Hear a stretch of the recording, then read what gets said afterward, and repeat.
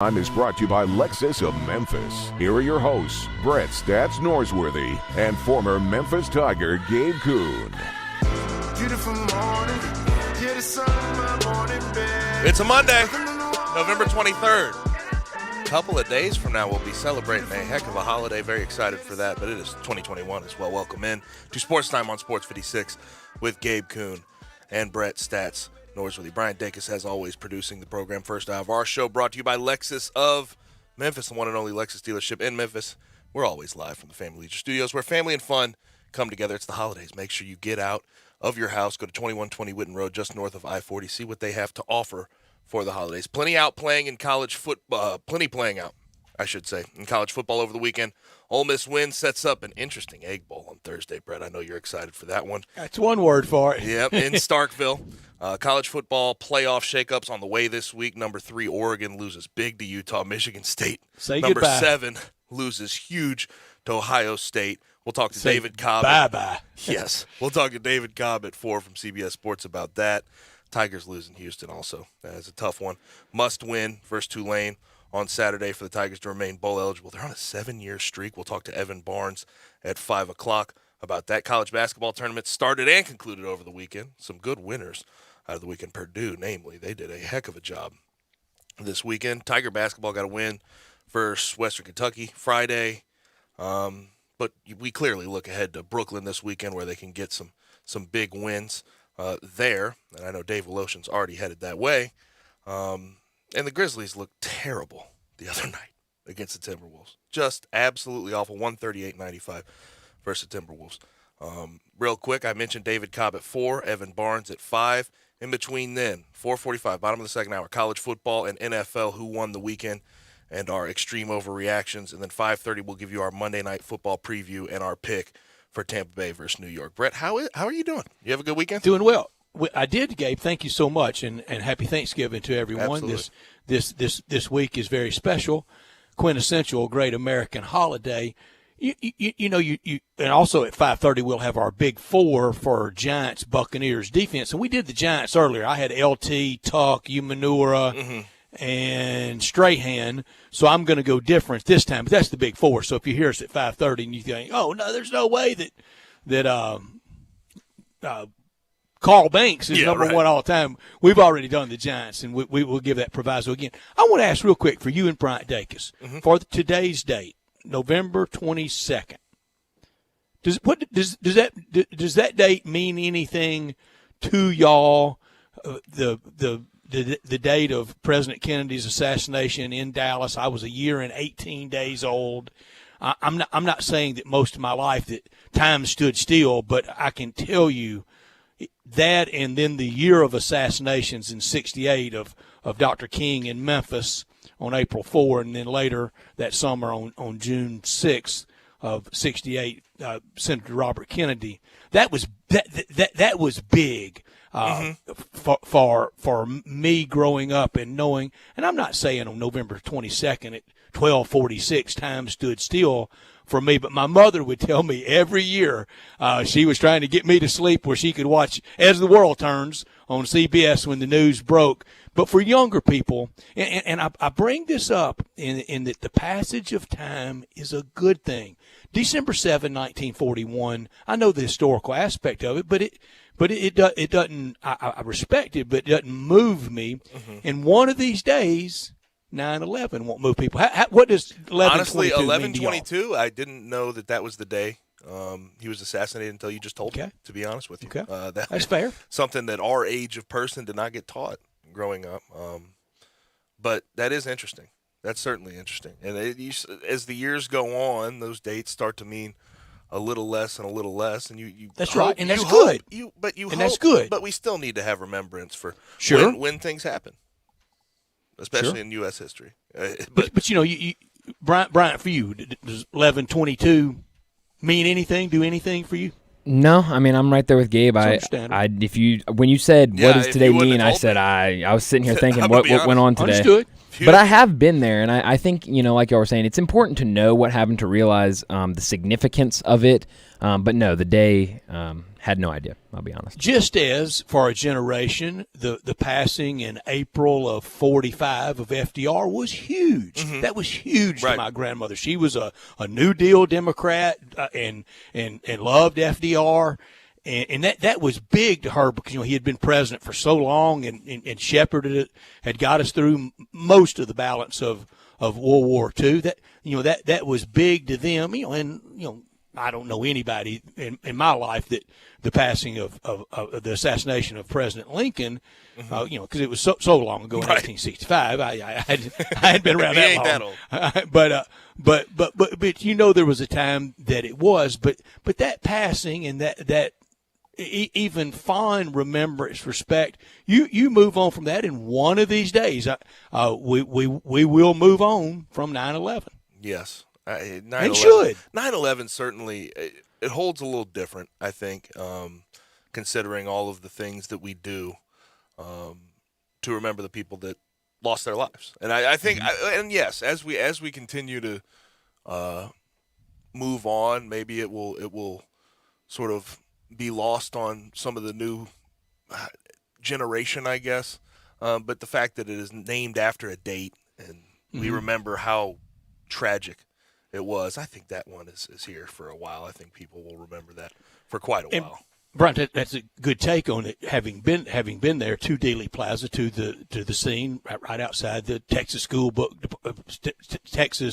Book Depository, and anybody that's been there will all verify it's such a small area. Almost you wonder why somebody didn't walk around and go, look, there's some fool hanging out a long rifle out a window. You think somebody could have noticed that. But I've been to Ford's Theater where President Lincoln was assassinated. I've been to Dealey Plaza. Of course, I've been to the Lorraine Motel in downtown Memphis, part of the National Civil Rights Museum. And I would tell anybody in town, if you've never done it, there's your thing you should do in town. I've been to those spots. The Ambassador Hotel in Los Angeles, where Senator Robert Kennedy was killed, has since been been torn down. But that was a big locale. I've even been to the Washington Hilton and stood right where John Hinckley stood and right where President Reagan was trying to get into the limo that would have changed history, but for the quick work of some Secret Service agents. And it's really a small area where he was. And of course, everything after that changed, and you're not getting near that close anymore. I can't believe they even let him then, because in 1981, that was just 18 years after JFK. We really do have a bunch of history here in the United States, and a lot of people affected by said history. We have a text. I have to read this. Lost an uncle I never knew 8 days into the Normandy invasion. Visited there 2 years ago and cried. His brother was killed on the USS Ben Franklin in the Pacific. Dwayne. So there's just so many people attached to these types of dates when you talk about. And everybody goes to Normandy of any age. My oldest nephews did. They're now 33 and 30. Let me get this right. 32 and 31 respectively. And they said, and George Lapidus always spoke so movingly about his trip to Normandy. Of course, he was born in 39. So, Normandy occurred when he was a little guy. I'm sure he could remember his parents talking about it quite a bit. But everybody says that if you're there for that ceremonial at sunset when they play taps and take the flag down, that you can't help but lose it. I mean, just lose it. Mm-hmm. I can only imagine. If you got, hit us up, Autos on Listener Line 901-360-8025. Also watch us live and message us on Twitter, YouTube, Facebook, Twitch, and at sports56whbq.com. I thought that's a very, very interesting question you asked me off the top, right? Because I would not have known. And there's no wrong answers. There's no wrong answers. It's just about how you were raised and who told you what history that you retained. Bryant and I never were that the historical significance of today it's sort of lost on this generation. And that is okay. That is more than okay, because it's just like with a family member, with a parent or anybody. It is important for you to march on. You should. They would expect you to. Right.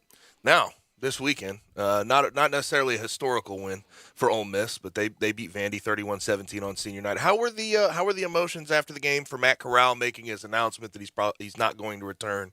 How did everything handle itself after the game? Well, Richard Cross started the post-game interview with him with quite possibly the worst-kept secret in the history of time that Matt Corral was not going to return for another year at Ole Miss. This Thursday night will be his 4th Iron Bowl. He got in the 18 game as part of that protected red shirt. Remember when you could – Egg Bowl, sorry. What did I say? You Iron? said iron. I got egg and iron on my mind this week. I'm sorry. Of course. Egg Bowl. This will be his 4th. He has not appeared in Iron Bowl. This will be his 4th egg, and got in the 2018 game as part of that protected, shielded red shirt. And remember, almost caused an international incident with Jeffrey Simmons. Yep. I always said he better be glad Jeffrey Simmons didn't get his hands on him. Right. But that was a young, precocious Matt Corral. Then in 2019, he was almost the hero of the comeback drive when he eschewed the play calling of Rich Rod, and he was just drawing up stuff in the dirt with Elijah Moore and Braylon Sanders and others. And then last year was the hero of the Egg Bowl. And this Thursday night, for Ole Miss to win, he's going to have to be. I'm going to say it.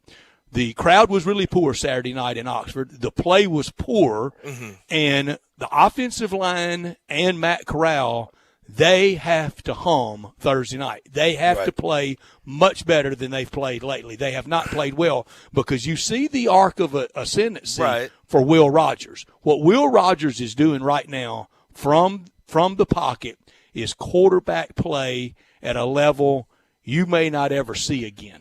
And Mississippi State installed his early 1-point favorites at home. Ole Miss started it too, and then it's already ticked to State -1. Yeah, you mentioned. So 2019 was what? You mentioned 2019, and you said that he was drawing up plays in the dirt. He was probably better off drawing plays in the dirt than running the offense that was set there for him. That offense was just so badly set up for his skill set. He can throw the ball, he can sling it around, and now he's finally there. And he can run. Last game at home, 27 for 30, and that's why I thought the Rich Rod thing would work out to a certain extent. But he likes to throw the ball and spread it around. When does it really work out with Rich Rod? Yeah, that's a good point. 27 for 36, 326, 2 TDs. But the other guys in the Heisman watch definitely put their best foot forward this weekend. Yeah, I think it's down to a two-man race. The offensive execution was not the best this weekend. Defensive execution, not great. But this is what I was thinking about when it comes to Ole Miss and the arc of their schedule this year. This is the Vandy game was sort of their first week. How do I put this without? And I'm going to put it off with the air quotes. It was the first week where they had an opponent where they went in there and you can't really get all that excited for. Granted, it's senior day. You're supposed to put your best foot forward. Doubt. But sandwich game. They had played 6 games in a row of just having to battle every minute of the game against good opponents. Then you get Vandy. You could see where they had a certain amount of letdown. And then they're going into the Egg Bowl on a short week. So human nature that pregame, we hardly talked about Vandy as an opponent. All we did was celebrate the week before and talk about A&M, and it's very human nature now, the short week. And got to go to Starkville against a high-quality opponent, and the mutual respect that Mike Leach and Lane Kiffin that they have for each other, and the quarterback play on display. Those two number twos, they are playing them some quarterback. But what Bryce Young did Saturday for Alabama, going for 559, a Bama record, second highest only to KJ Costello, 623. And come on, he's not even the Heisman leader as far as odds are concerned. C.J. Stroud got that with his performance against Michigan State. 32 for 35, 432, 6 TDs. It's Stroud's to lose, isn't it? Stroud and Young, it's theirs to lose. We'll see what Stroud does to end the year against Michigan. Both in a big rival game, both in a potential, both will be in a championship game if Ohio State wins. Right, they will be. So a lot to display, but what to also you can you go out and you have a 3-pick performance in a championship game. Hurt yourself. You're done. Yes, but Stroud. Why is Kenny Pickett falling so far back? His stat line's great. Because he plays for Pitt, and they're in the ACC, and he doesn't have a chance to win a high-level championship game Lost this to Western year. Michigan. That hangs with him. Yeah, but he has been fantastic. But the Heisman odds from Caesar Sportsbook changed this morning. C.J. Stroud -220, Bryce Young +175, And then after that, it falls off a cliff. Matt Corral plus 2,000. Kenneth Walker plus 2,500. I believe Kenny Pickett's about plus 2,500 as well. So it is. Well, what hurt Kenneth Walker Saturdays? They got so far behind, they couldn't even think about running the ball. Ohio State's a dangerous team, Brett. They are a dangerous team. And they are they're so much different than what they were earlier in the season. Of course, the Oregon loss is the one we remember. But thank goodness that's out of the way. Oregon's off the scene. Thank goodness. Since week 3, I saw this stat. Ohio State averaging 50 points per game for their team, giving up only 15 points per game. So everybody's worried about defensively. What were they going to do? Are they going to be able to stop the run? Are they going to be able to get after the quarterback? They have it down. Poor Kenneth Walker just had no chance this weekend to get anything going. He just had no chance. You have a chance tonight. Brett Norsworthy here for FanDuel in the final game of NFL Week 11. It's tonight as Thanksgiving inches closer and closer. FanDuel Sportsbook wants you to get the most out of every play. That's why they're giving everyone a $10 risk-free bet every week. All you have to do is bet a same-game parlay bet with 3 legs or more. And if your bet doesn't win, FanDuel will pay you back up to $10. Tonight, Bucks and Giants. Here's what I like. I like the Bucks money line. I like Tom Brady over the passing yards, and I like the under for the game. Fast payouts. You get your winnings in as little as 2 hours. Easy to use, safe and secure, among many reasons that makes FanDuel America's #1 sportsbook. There's no feeling like nailing a same-game parlay bet. So lock in that bet right now with your FanDuel Sportsbook app, and you'll get up to $10 back if your bet doesn't win. New to FanDuel Sportsbook, sign up right now with promo code CASH to also receive a risk-free bet up to $1,000. That's promo code CASH, so they know I sent you. Must be 21 and older, present in Tennessee. Refund issued as non-withdrawable site credit that expires in 7 days. Max refund $10. Restrictions apply. See terms at sportsbook.fanduel.com. Same game parlay available for multiple sports in all states on mobile and on the web. Gambling problem? Call the Tennessee Red Line at 1-800-889-9789. This hour of our show brought to you by the one and only Lexus dealership in town. And they say happy Thanksgiving and happy holiday season. Everyone at Lexus of Memphis wishes you and your family all the best. 2600 Ridgeway and online at lexusofmemphis.com. Call them at 901-362-8833. But better yet, get by 2600 Ridgeway. Great offers right now today on the remaining 2021 models. Not many, and the 2022s are rolling in, a lot of them.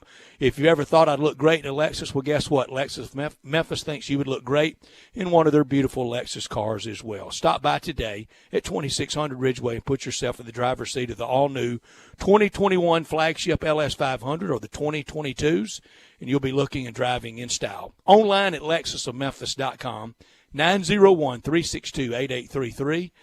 Experience amazing. Experience amazing at Lexus of Memphis. Top story of the day. Top story of the day for me is college football playoff watch. Keep your eyes on it. Of course, Oregon losing to Utah is going to cause a whole lot. And they got absolutely killed. 38-7 in Utah. But is it Cincinnati's turn? That's the question that I am asking. It has to be at this point. Number 5 Cincy beat SMU 48-14 in dominant fashion. Didn't let SMU do anything on them. Tanner Mordecai threw for 66 yards. 66 yards. They held SMU to under 200 yards. So you look at what Cincy did. You talk about style points. They did it this week. And Oregon losing certainly opens it up for them. And you look at Michigan, number 6 Michigan. They beat Maryland 59-18. OSU and Michigan play this weekend. So one of them is going to be basically eliminated. Notre Dame is at number 8. They beat Georgia Tech 55-0, but remember Cincinnati won the head-to-head at South Bend. The only wild card I see, the only team that I think can overtake Cincinnati in this situation is Oklahoma State. They're a hardcore wild card.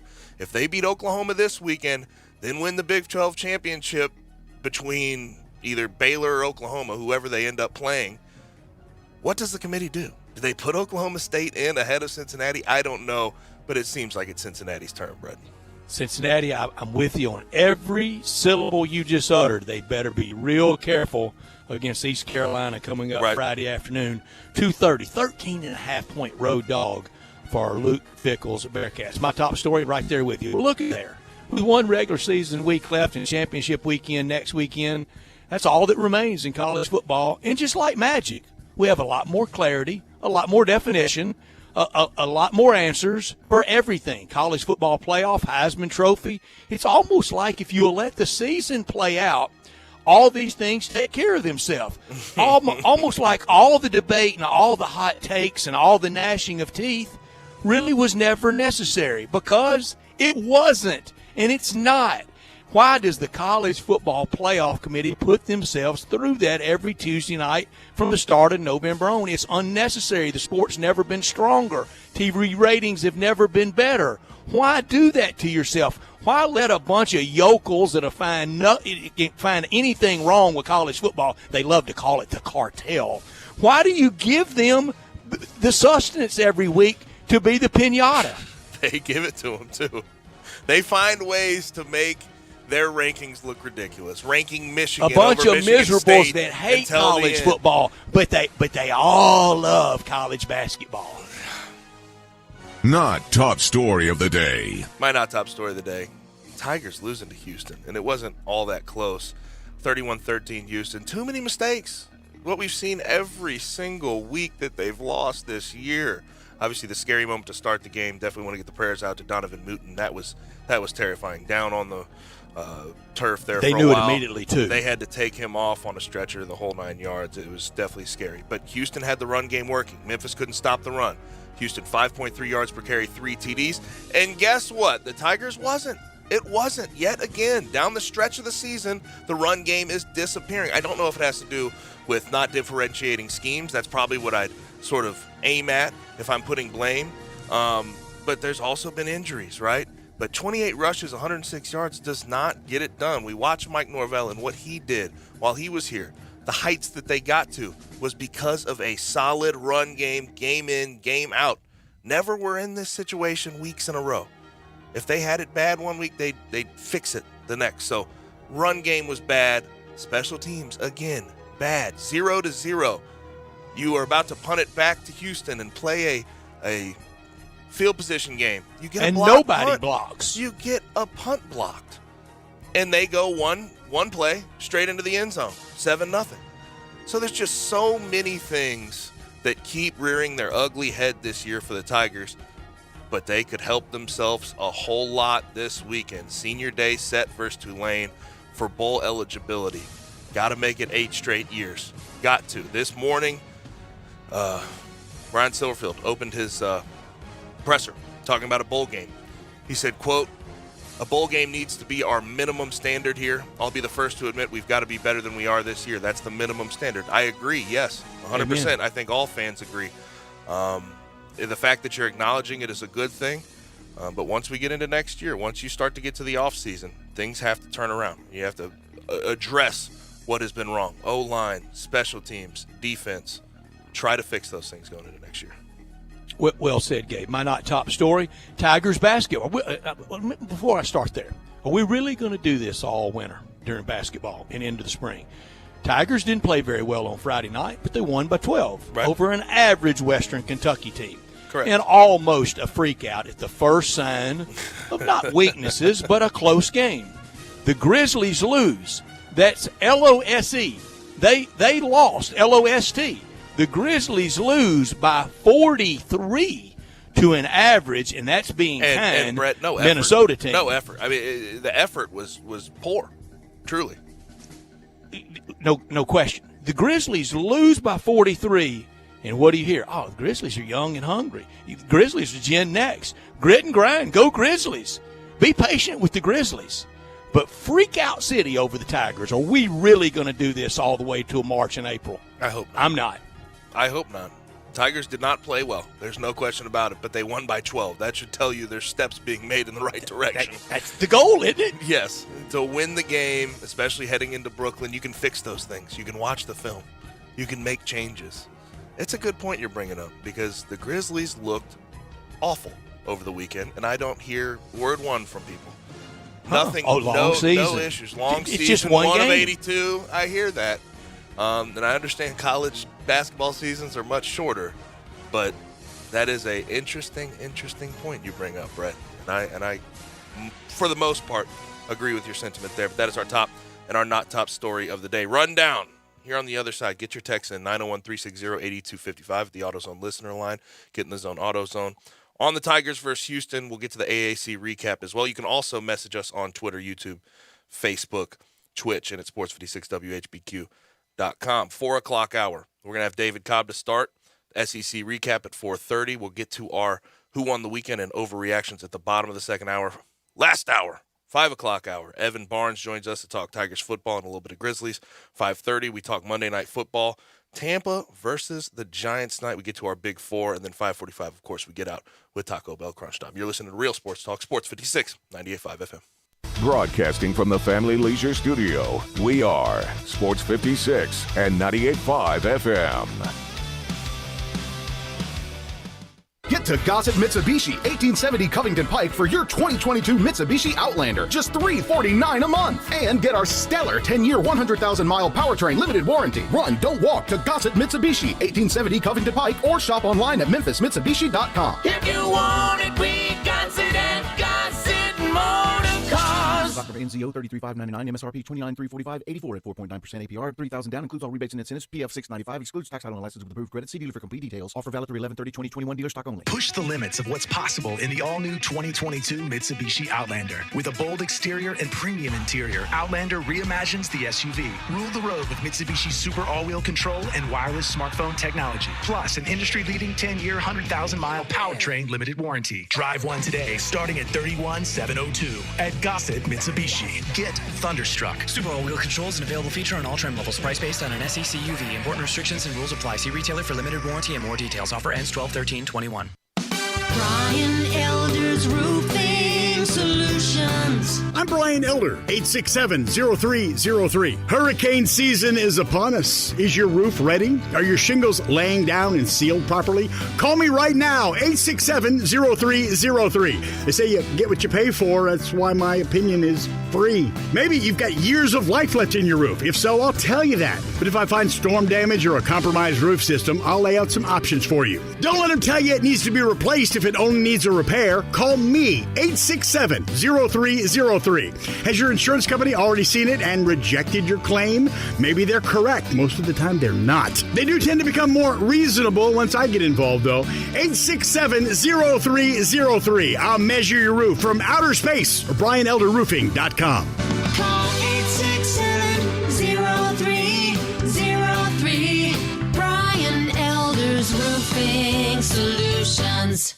Bellyacre's motto is City-Fied Farm Fresh. The goal is simple: provide a fun, unique farm-to-table experience for the whole family. Two great locations, Regalia at 6130 Poplar and in Overton Square at 2102 Trimble Place. Overton Square hours Sunday through Thursday, 11A to 9P. Friday and Saturday, 11A to 10P. Regalia, Sunday through Thursday, 10:30 a.m. to 9 p.m. and Friday and Saturday, 10:30 a.m. to 11 p.m. Signature burgers are made from 100% grass-fed beef. Sandwiches, salads, and the best milkshakes anywhere. The burgers, so good, like the Daria or the Double Daria, and the melt in your mouth. And you have to try the Voodoo Moo Moo. It is the quality brand the Bellyacres team has developed using grass-fed beef with creative homemade toppings in a fun farm setting right here in the city. The goal at Bellyacres, to become even more sustainable as they grow. In Overton Square and in Regalia, the very best quality available in Memphis, burger shakes and smiles at Bellyacres. The Christmas sale is happening now at Family Leisure. Did you know that's where Santa goes to shop? Oh, yes. Why? Because arcades are up to 25% off. Air hockey and foosball tables, they start at just $149.99.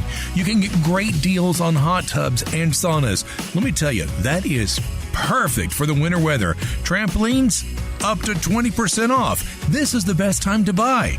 Pool tables and shuffleboard tables in stock and ready for delivery. They're not waiting on a boat somewhere. Speaking of delivery, those schedules are filling up very, very fast. So reserve your date now, just in time for Christmas. It's the Family Leisure Christmas Sale.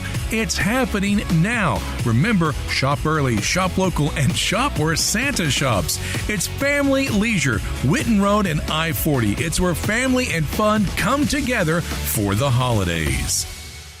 So who's hitting the road for the holidays? I know there's a lot of people who want to get their car, truck, or SUV road ready. How about you? Gotta love this news from our friends at Auto Universe Germantown, 7300 Winchester, just off 385. Get this, full service maintenance with no wait time, and you can get an appointment for any day. That's unreal. Big discounts right now for everything from brake service and wheel alignment to replacing wiper blades, rotating tires, checking the battery, even servicing the transmission. Call Auto Universe Germantown today and ask for Robert. Great deal on the oil change and brake check. Or ask about the deal on the radiator service. There really is no wait time. Call for an appointment and get it done. Professional detailing is 20% off now, and you can get paintless dent removal in the Collision Center. Happy holidays from Auto Universe Germantown. Incredible selection of pre-owned luxury vehicles and full service with no wait time. 7300 Winchester or eautouniverse.com. Now, back to Sports Time on Sports 56. This hour is brought to you by Lexus of Memphis. Here once again are Brett Norsworthy and Gabe Kuhn. Memphis Tigers lose 31-13 in Houston against number 24 Houston on Friday. And I mentioned too many mistakes. They had a blocked punt. The run game was not working how it was early in the season, just like the trend was last year. And you definitely have to ask yourself some questions going into Senior Day versus Tulane. Tulane is 2-9. We understand that. But I would venture to say, Brett, one of the more capable 2-9 teams in the country at this point. I would too. I would say a dangerous 2-9 Tulane for sure. That's had a world of tumble around their season, beginning with Hurricane Ida to how they started the season, and really shocked by it. I think I had Tulane as a 7-5 team, and in the preseason, I had this as a Tulane win with the Tigers going 8-4. Mm-hmm. Gabe, Friday night, I've watched a lot of Tiger football this year, but it's all kind of been after the fact because I've either been busy with game time. It's just how it's fallen out this year. Understood. For me. I watched almost all this game from start to finish Friday night, and what pleasantly surprised me, but also concerns me, if I know anything, I may not, but what I saw on TV, I saw players. I saw the Tigers with playmakers. I see ball players that look like ball players. Houston really had a team of that. Mm-hmm. And I think there's a lot of hope in the future for this team. And when I say Saturday night at 6:30 at Simmons Bank Liberty Stadium, did I get that right? Yep. Thank you. I think is it Simmons Bank Liberty Stadium yet? Is it official? Do we know that? Not yet. It's still the Liberty Bowl. It's still the Liberty Bowl. Okay. So you can call it the Liberty Bowl. Saturday night at 6:30 at Central and Southern. I know that, where it's always been. Yep. When I say must win, and you said must win before I did today. Mm-hmm. When I say must win, no, it doesn't mean if you lose, you fire the coach. Right, Nobody. Nobody. Like zero people are saying that. Here's what I say, and this is almost as sad as if we were talking firing a coach. With a loss and not going to a bowl, it ends the renaissance. Mm-hmm. It ends the best uptick, best historic stretch of Tiger football, and next year we'll have to start it over again. And we know historically how hard starting over for anyone that is. Now, Brett, I've had this conversation with many teammates and former teammates, obviously, and to think of the difference between 5-7 and 6-6. On paper, not much. Does it make that much of a difference between being 5-7 or 6-6? Not really. But when you talk about a bowl game, when you talk about a streak of 7 trying to go on 8, that's where it becomes important. And a 6-6 bowl game, I don't think gets people excited here anymore. I don't know if the fan base gets riled up like they used to for just a bowl game because of how well this team has played. 8 wins is almost a bare minimum.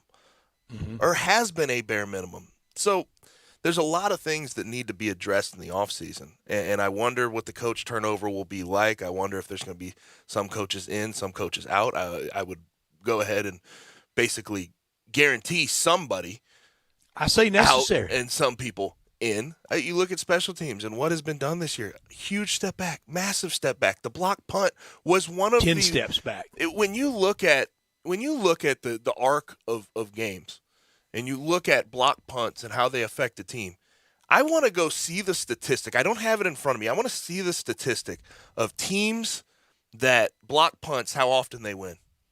I would be willing to bet it's a high clip. It changes the game for the worse. It's almost unrecoverable wound, isn't it? Right.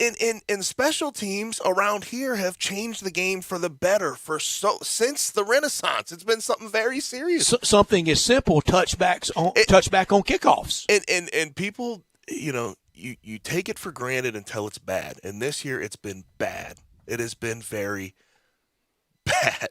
And you can't overstate it. You have to make some type of decision. You have to decide what you want to do in the offseason. I know you had a year where Pete Limbo, the 8-3 year, Pete Limbo was in town. He was a guy you could lean on, no question. Been a head coach, knows special teams like the back of his hand. You bring in a new guy, you take a chance, and it just hasn't worked out. I don't know if that's a decision they need to make in the offseason to move on from Charles Bankins, but we will see. Defensively, it's been an up and down year. Beginning of the year was ugly. Gave up way too many yards. Third down efficiency for other teams. Even now, 8 for 14 for Houston this past weekend. It hadn't been good. But back half of the season, they've played a little better. They've had more timely turnovers. They've made more plays, I'd say. So defensively, the past few weeks, I don't know if I have gotten to point at the defense and put all of the blame on the defensive side of the ball. I can't put all the defense on all the blame on the defense because they didn't go 2 for 14 on third down. That was offense. Right. Didn't run the ball very well, and the Tigers are having trouble running the ball. They're having trouble converting on third down, and they're having trouble in the red zone. Having trouble in the red zone and on third down, you know what you always can point to? Not being able to run the ball. Good teams run the ball. Good teams in the red zone are able to run the ball. And the same stumbles, Ole Miss is having that same third down conversion and red zone difficulty as well, really kind of since, well, at times even in the A&M game, but really since the Tennessee game, it's been that problem for them. You see the Tigers lose when the other team has 11 penalties and you only have 5. You should win that game, but the unpardonable, the unrecoverable is the block punt. And they had turnovers. They forced 2 turnovers against Clayton Tune, 2 picks. They've been doing more things defensively, playmaking wise. Yes, they can't Who get do you off the think field. better, Tune or Ehlers for ECU? Oh gosh, that's a tough one. I mean, Ehlers didn't impress me all that much. He got out of the pocket, ran a little better. I'll lean to Tune just because of team success. He plays within that system. Is Ritter head and shoulders above Tune? You know how I feel about Desmond Ritter. I'm in a weird spot with Desmond Ritter. He's never been all that accurate throwing the ball. Definitely athletic, physically gifted. So I'd say he's way more physically gifted than these guys, but he is on a defensive led team. But I'd say he's better than them. Head and shoulders, I'm not. I don't know. I don't know if I'm there. But he will be an NFL draft pick. There's no question about it.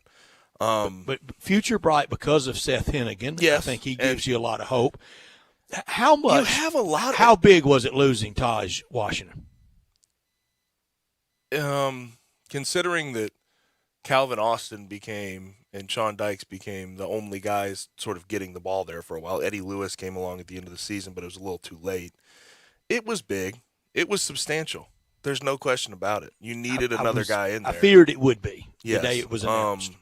The But Tigers now, lost in the portal last year too. Now you look what left was not what came in was not better than what left. The frustrating part about the whole thing is you look at what Coach Silverfield was before he took over as the head coach. He's an O-line coach. The O-line the past 2 years, I don't know if it's the hire he made. I don't know what the situation is. I don't know if it's recruiting, if you were just senior laden for those years. But the O-line has taken a ridiculous step back, a very big step back. And the back half of the first 2 seasons with Ryan Silverfield have been very bad running the ball. I don't know what you can point to. You can point to certain injuries, yes. But it shouldn't be. And you're shocked by that, aren't you? It shouldn't be non-recoverable. It should be something when you have an injury at left tackle and left guard like they have this year, Isaac Ellis, and his name, the TCU transfer, Austin Myers. it should not be non-recoverable, but it seems like it has been in the run game, and it really does surprise me. And I think there's certain things you can look at scheme-wise. They don't do a good job of differentiating what they want to do. They run zone, and that's what they run. And other teams seem to have a beat on where they want to hit it and how to beat it. And the run fits for the other teams seem like they are very well scouted. But they seem easy because they're running the same plays. And a coaching staff has to worry that we're too easy a scout. Are we a right-handed team and everybody knows it? Are we a left-handed team and everybody knows it? It does feel like the run fits for the opposing teams have been pretty simple to map out. Again, I said Friday night was the longest stretch of watching a game on television. I was at the Texas-San Antonio game. But I came from seeing them in person against UTSA and Friday night. Mm-hmm. They have ball players. They do. And that gives you hope. I mean, you're not just sitting there going, well, we don't have anything. And the staff can recruit. They've done a good job of recruiting. Now, I don't know what will happen with Tevin Carter, the quarterback coming in from locally. I don't know what will happen with him. I'm not here to speculate on that type of thing. If they try to keep him, they will keep him. They'll try to keep him. But there's things to look forward to. But this offseason, some changes will have to be made. They will have to be made. Coaching switches are inevitable this offseason. Players may have to transfer. We'll see what happens. But things have to change in a hurry because you can talk about it. I know this morning Silverfield said that it needs to be the minimum standard to make a bowl game. You can acknowledge it, but acknowledging is only 5% of the battle. The other 95% is actually showing what you can do to switch it and change it on the field. Well, you have the recognition of it, and then the work starts, and that's the hard part. This week, I know a lot of people are thinking about delicacies and food around the house, and you might want to have some deviation from the standard Thanksgiving fare. And if you do, try the Jason's Deli soups. Get the takeout, get the soups for the whole family. They have them, all the chilies, all the fire-roasted tortilla, the chicken noodle, something so basic like that, but so very good at Jason's Deli at any of the locations like Ridgeway Road, Poplar and Highland, Olive Branch, and Cordova. The salads, Mesa Chicken Salad, the Chicken Club Salad, the Nutty Mixed-Up Salad, the Caesar Salad, and my favorite, the Taco Salad. We tell you, whether it's for $5,000 or $5,000, they've got you covered at Jason's Deli. We know families starting to trickle in. We're going to be here all week. It's not going to just be the traditional Thanksgiving spread. Let Jason's Deli do some of the work for you. You can stop at any of the locations, or they'll cater anytime, anywhere, or takeout. Whatever you need. It's a family thing, wholesome food forever at Jason's Deli, where you're dining in, to go, or delivery. Plenty of organic food to choose from, and that great salad bar with over 30 items just on the salad bar. And in the locations like Ridgeway Road, Poplar and Highland, Olive Branch, and Cordova, the free ice cream every single time. Happy Thanksgiving to one and all from Jason's Deli. Check them out online as well at jasonsdeli.com. And Tulane just got their second win of the year. Tigers play them 6:30 on Saturday in the Liberty Bowl. They won 45-14 over USF, and Michael Pratt looked good again. 311 yards, 3 TDs, 1 interception. The run game was going. So you can look at this Tulane team and see that they're 2-9, but you do have to realize they have talent, and they are a very capable Tulane team regardless. When we come back, we switch gears. We talk some basketball within the city. Tigers get the win over Western Kentucky on Friday, 74-62. Grizzlies get absolutely smacked over the weekend against the Timberwolves, 138-95. We do that when we come back on Sports 56, 98.5. Johnny Radio's Happy Hour has a new time, but with all the same shenanigans. For all you looking for something to make you smile, think, and laugh, look no further. We're drinking from 11 to 1 Monday through Friday. Same style, same great guests, just kicking off the day a little early. Enjoy your Happy Hour, 11 to 1 on Sports 56, 98.5 FM. Hi, I'm Troy Fiveash, owner of Fiveash Roof Services. Can anyone explain to me why anyone would care how I measure your roof? We've all heard about measuring your roof from outer space. Well, to be honest, that's not possible. There are aerial pictures that can be taken every 4 years that can be used to measure most buildings, but it's not from outer space. Besides, no one, and I mean no one, can tell you what's wrong with your roof, or even if you need one, looking at pictures that could be 4 years old. If you'd rather do business with a family-owned and operated business with a lifelong tie to Memphis that refuses to mislead or use gimmicks, give us a call. Best products, best warranties, and the best service we know how to give. 5 Ash Roof Services, proud partner of the Memphis Tigers and the official roofer of the Memphis Tigers home team. 5 Ash Roofing, fair, honest, and ethical. 367-0050 or memphisroofer.com. 367-0050 or memphisroofer.com. 5 Ash Roofing, it's what we do. We're here for you. You might not know me, but I'm Zip with the ZipCat construction app. Why are you collecting leftover construction materials, Zip? I'm turning it into cash. That's easy. You can turn leftover materials into cash. Keep it out of dumpsters and help the environment. That's why they call me Zip, the construction guru. Also, ZipCat app saves you time and money. Lets you describe a job, name your price, and get a job done. That's smart, Zip. You're amazing. General contractors, take a few minutes, price a job, and get it done. Download the free ZipCat app in the Apple Store or Google Play. Best tool in your toolbox. After a whole month of pro values, Lowe's Provember event is ending soon, but pros like you still have time to save. With buy one, get one free deals on select DeWalt power tools and top values like a Spider 2-pack of 4.5-inch diamond cutoff wheels for $14.98. Provember ends November 24th. Shop in-store or at Lowes.com/Provember. Lowe's, the new home for pros. While supplies last, U.S. only, valid 10/28 through 11/24. Hi, folks. Good news for bargain hunters and bandits from the Chevy Sheriff in Collierville. It's Western Trading Days at Sunrise Chevy. Lots of new Chevys and used cars in stock just in time for the Sunrise Low Price Rodeo. Check out the savings at sunrisememphis.com. And don't forget, Sunrise specializes in secondary financing. Need a good body shop? Bring it to Sunrise. We work on all makes and models. And remember, you can bring your Chevy to Sunrise for service no matter where you bought it. Buy American and buy from Sunrise. Find new roads to the Sunrise Chevy Ranch. 385 in Houston Levy and Collierville. Chevys cost less at Sunrise, partner. Hey, congratulations on the new time slot. Thanks, and congratulations to you for, let's say, doing commercials for Central Barbecue. That was very diplomatic. Hey, doing commercials for Central Barbecue is nothing to sneeze at. You get to tell everyone about the best slow-cooked Memphis-style barbecue there is, plus all the other great things at Central Barbecue, like the ribs and the smoked chicken wings and the great bologna sandwich. You get to tell them about those things. Actually, you just did. You just did the one job I had to do today. I mean, I didn't mean to. Fine. You get the new time slot, and you get to tell everyone about Central Barbecue. Now, back to Sports Time on Sports 56. This hour is brought to you by Lexus of Memphis. Here once again are Brett Norsworthy and Gabe Kuhn.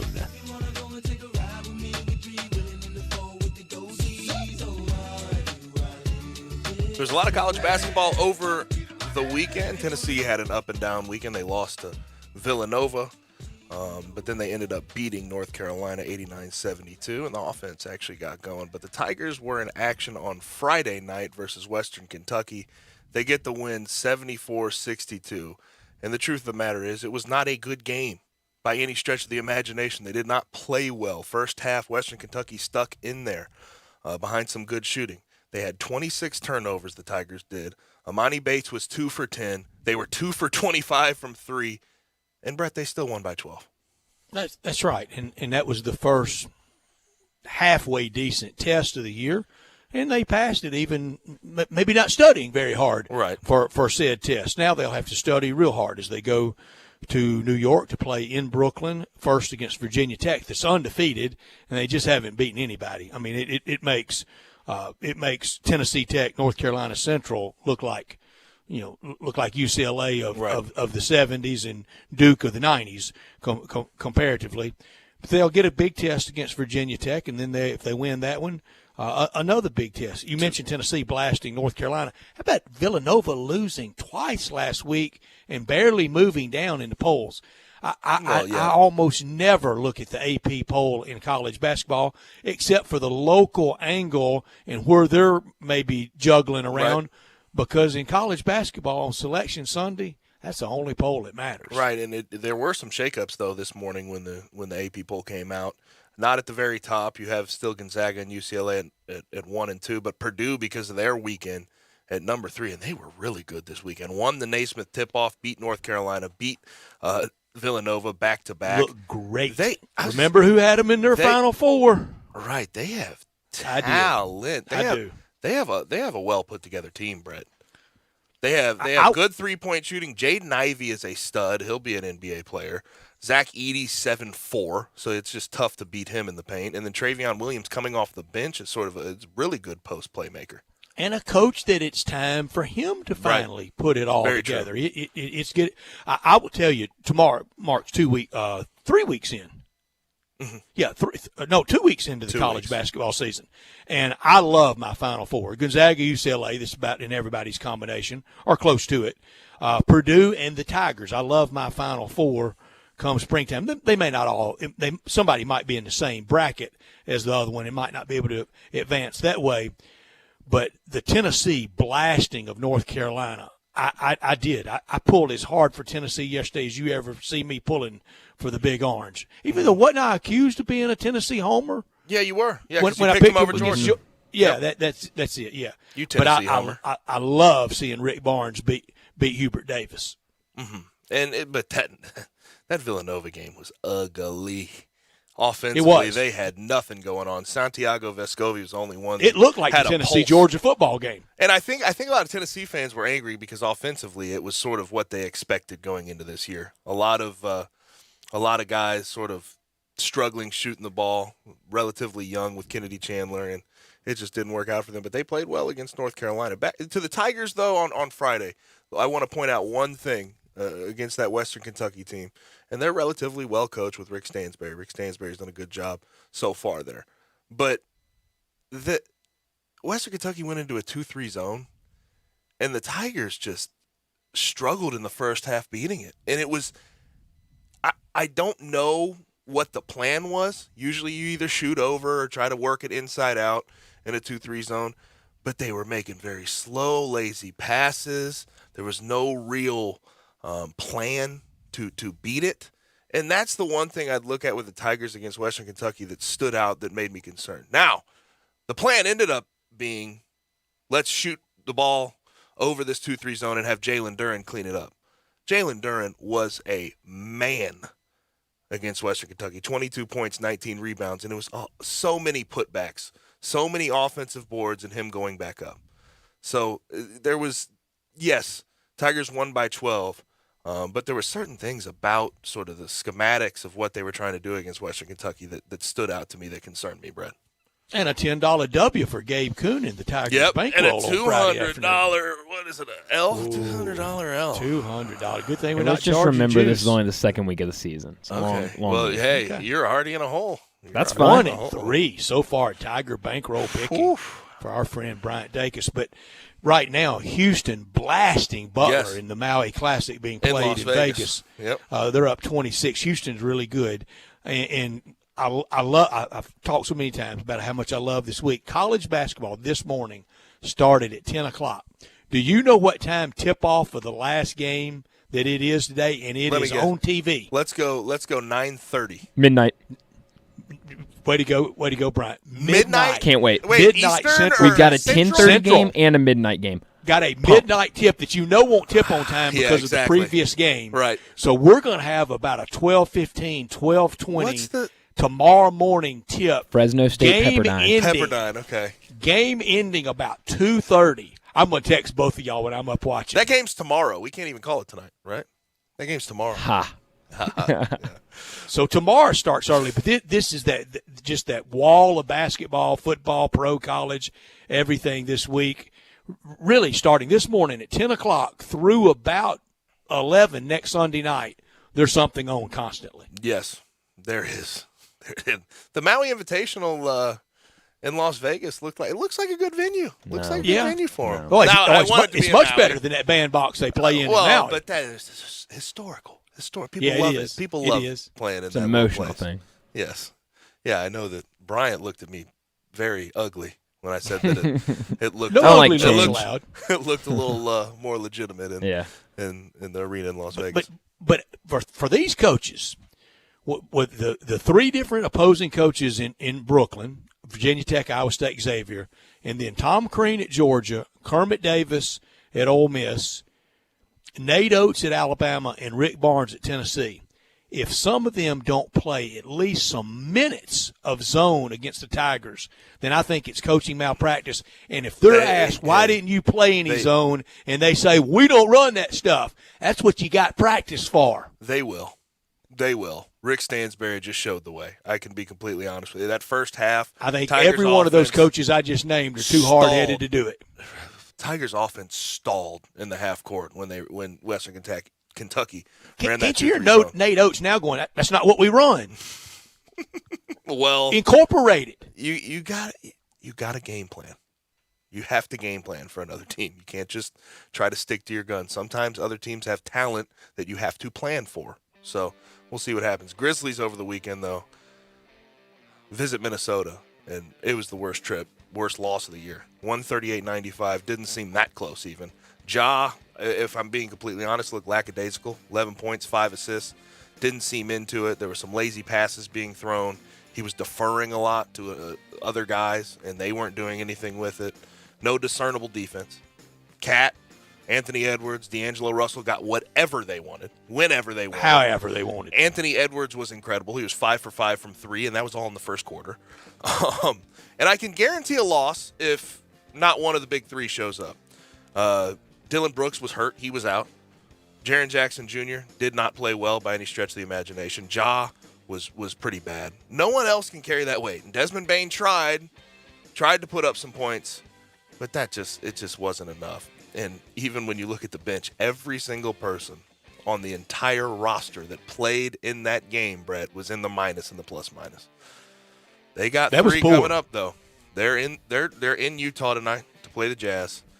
They got the Raptors this Wednesday, and they got the Hawks this Friday. So, full week of Grizzlies basketball for the Grizzlies. Now, make sure you ante up. It's a party. Join December 4th and 5th from 11 a.m. to 11 p.m. at the new WinBet Sports Bar inside FedEx Forum to sweeten the deal.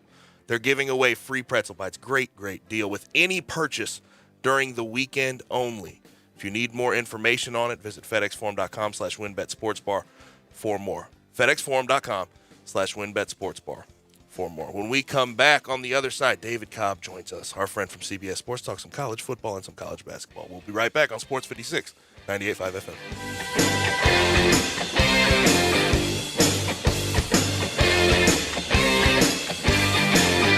Welcome to Triumph Auto Sales, where you'll have a great car buying experience. Triumph Auto Sales is your #1 source of quality pre-owned vehicles ranging from lease returns to new car trades, all at huge savings. Plus, Triumph has a full array of financing options to meet your needs. Find your next car online at TriumphAutoSales.com or stop in today at 4875 Elmore Road. Triumph Auto Sales will help you get the vehicle you want at the price you need and the service you deserve. For a great car and a great experience from a local and family-owned business, visit Triumph Auto Sales.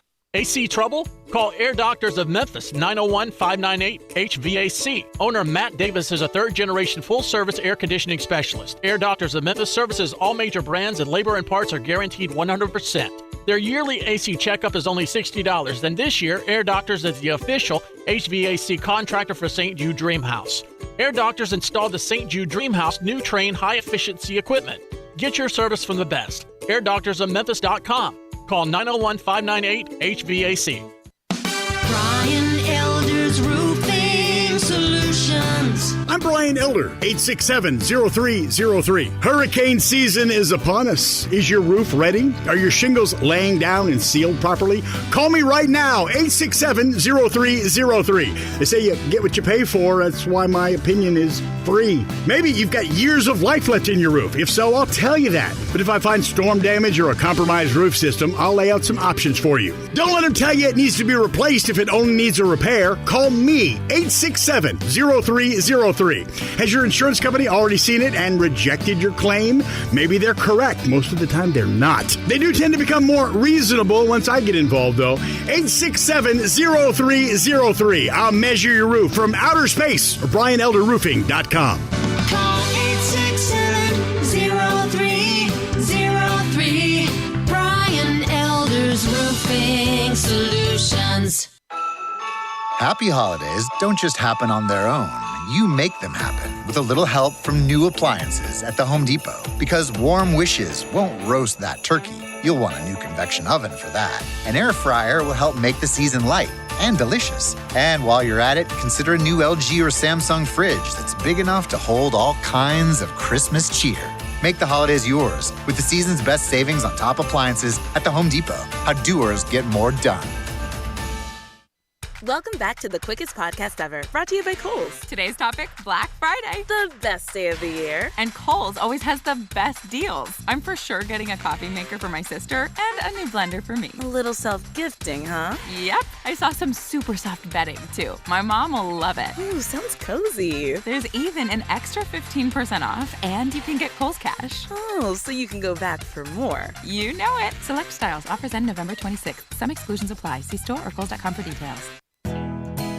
Nestled in the heart of East Memphis, located corner of Park and Cherry, is a beautiful residential neighborhood. I'm here at Town Village Audubon Park interviewing a new resident, Carolyn. Share with us why you chose Town Village. Well, if your parents or special friends need to make that big move, let me share with you my experience. It was tough for me to leave home, but then I discovered Town Village. I would like to highly recommend Town Village to you and your loved ones. After looking at all the amenities and meeting all the people and staff, I was hooked. From restaurant, bistro, 3 meals per day, housekeeping, transportation, security, health care, physical therapy, exercise room, and even a heated pool and spa. Come see us and make your new home at Town Village. Visit us and call Daniel at Town Village Audubon Park at 901-374-7342. There's no place like home, Town Village. We are Sports 56 WHBQ Memphis and W253DF Memphis, Flynn Broadcasting Stations.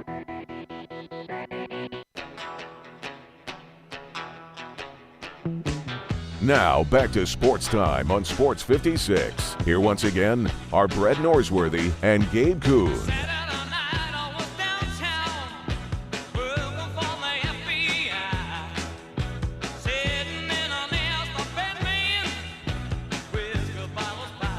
Hour number 2 is here. Sports Time on Sports 56 with Gabe and Stats. Brian Dacus, as always, on the ones and twos and producing the program. On his own listener line, 901-360-8255. We will get to those texts at some point later in the show. Also, you can watch us live and message us on Twitter, Facebook, YouTube, Twitch, and at sports56whbq.com. But let's bring in our friend from CBS Sports, David Cobb, at David W. Cobb on Twitter. Covers college football and college basketball for them. David, how's it going, man? Man, it's going well. Silly season is here, isn't it? It is. Ooh, it is. And in some areas, it's really silly, like the notion of Pete Carroll to USC and Urban Meyer to Florida. But in other areas, it's very, very serious. And, David, I was so opposed to the early signing period in college football because I knew that it would necessitate quicker triggers by athletics directors, and I think it has caused that. And it really makes rivalry week not secondary, but maybe a dual billing with coaching carousel. Yeah, it does. No doubt. It's nuts. And so a lot of, the timing of it all is really weird because, the signing period is, less than a month away. So you got to try to shoehorn your new hire in there to salvage that class. But at the same time, in some of these cases, the candidates that you want to talk to still have meaningful games ahead. Talking about the potential to play in league title games, potential to make the college football playoff. Things that, exactly, they distract from what should be a really exciting end to this, regular season. And the conference title Saturday is going to be really meaningful as well, with a lot at stake in several of those games. So it's a lot going on right now in college football. And the coaching carousel, it's interesting. Obviously, we had the Dan Mullen firing yesterday after the loss versus Mizzou. Now you have LSU, USC, Florida. As far as Power 5, Washington, Washington State, Virginia Tech, and TCU open. And I posed this to Brett, and I got his thoughts on it. I want to pose this to you. How much does the demand outweigh the supply for coaches on the market this year? That's a great point, because I think some teams are going to end up with coaches that aren't any better than the coaches that they just fired. I think Florida could end up in that situation. I mean, let's say they end up with Billy Napier, who I think deserves the shot and has a good track record. He's been in the SEC before. He's been a successful head coach. He checks most of the boxes. But how sure are we that Billy Napier can lead Florida to 3 consecutive top 15 finishes? I mean, because that's what Dan Mullen just did. So and this year, and I love Billy Napier, and I love his biographical story. High school quarterback, I think, played for his dad, a football guy through and through, and came through the Saban machine, and very much has his program at Louisiana like the Alabama building as best you can replicate it. But we do have to remember, he lost Sark opening day to Texas badly. Mm-hmm. He did. Yeah, that was a different Texas team back then. I mean, 5 games into that season, or 4.5, literally halftime of the that might have been their 6th game, I think it was, against Oklahoma, where at halftime, it looked like they might beat Oklahoma and be 5-1, and then all of a sudden, just the wheels have come off for Sark. But if you need an example of what I'm talking about, look no further than Texas. I mean, what's happened there is example A of why you should maybe, if you're a college football fan base, kind of be okay with being okay sometimes, because not everybody can win the national title. If you two guys were in this racket that is college football coaches, and you had the bona fides, and you had the gravitas, and you're sitting there, and you had the best agent in the business at Poplar and Ridgeway representing you. Right. You called him and you told him of USC, LSU, Florida, get me that job. Which one would you say? Oh, gosh. Honestly, I think I would say USC. I would say give me to a place that has all the resources for me to win. It's a lot easier to win, and then the weather is really dang nice. So, yeah, I would go with USC. Oh, by the way, I can go out to dinner in L.A. and, not get hounded by people wanting pictures and autographs. I can't do that in Baton Rouge or Gainesville. In a pretty straightforward conference. You look at the Pac-12, only 2 ranked teams, and the highest ranked team always gets cannibalized. We saw it this weekend versus Oregon. So I'd say USC, and I'm sort of wondering, with the Pac-12, when we're talking about this Florida job, is Mario Cristobal in the running for this? Would he leave his situation now to go to Florida? Let me give you my answer of the 3, and we'll get to Mario Cristobal. Mine's LSU, and here's why. The last 3 head coaches at LSU have won national championships. 2 of them are utter dopes. If Ed Orgeron and Les Miles can win one, I know I can. That's actually a great point. Yes. Yeah. That's why they need a grown-up this time around. But what do you think about that? Do you think Mario Cristobal could leave where he's at the top of the Pac-12 to go take over Florida? I mean, he has ties there. I don't know why he would. Oregon, he's recruiting really well there. The Pac-12 North is just a dumpster fire with Washington being in turmoil and that job being open. I mean, if Oregon State's your toughest competition in the division, there's no reason why you shouldn't be in the league title game every single season. Mm-hmm. And it's a place where, if you win 9 or 10 games, they're going to be happy for the most part.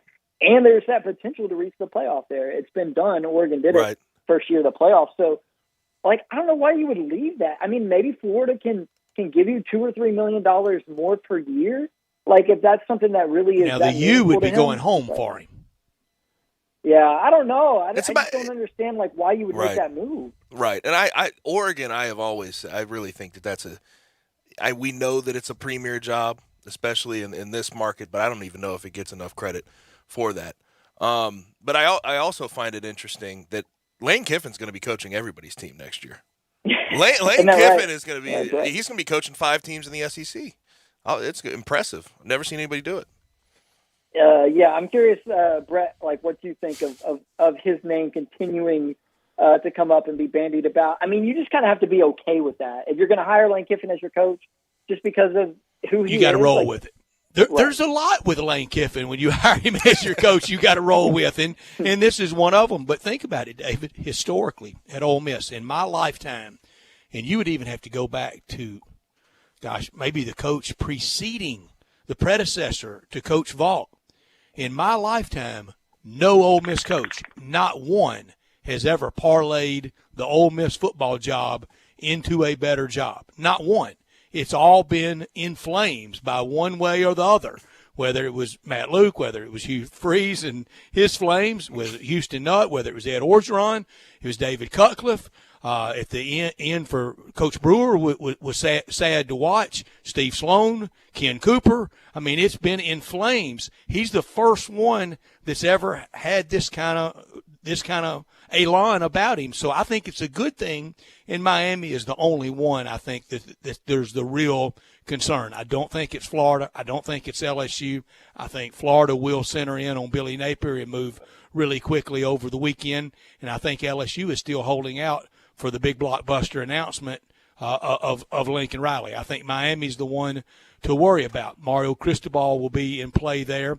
And the story is that Manny Diaz, his dad, I don't know if many people know this or not, I just learned it this weekend, that his dad is mayor of Dade County and very influential and is in tight with a lot of people through the machinations of politics and business.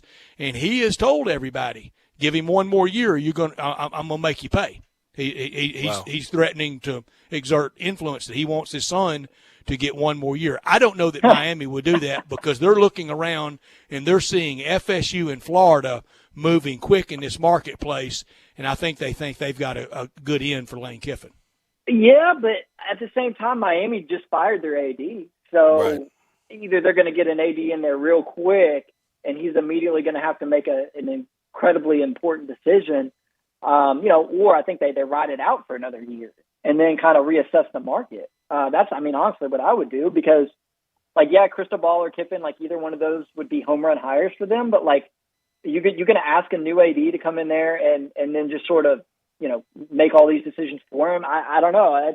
It seems like a tough situation, and they might have, in my mind, kind of tipped their hand a little bit by making an AD change, and maybe kind of soiling their chances of being a legitimate player on the coaching market. And David, I promise you, if it is Lane Kiffin, I would never have the first bad thing to say about him. The only thing I would say is thank you for the job that you did. And he has shown with Hugh Freeze 2 coaches ago that 2 of the last 3 can get it done at Ole Miss. And I have all faith and confidence that if Keith Carter had to go out and find a coach, that he could. I don't know that the coach would be that far away. He might be down the hall in offensive coordinator Jeff Lebby. That's just my speculation. Pure. Yeah, I love that. That would make sense.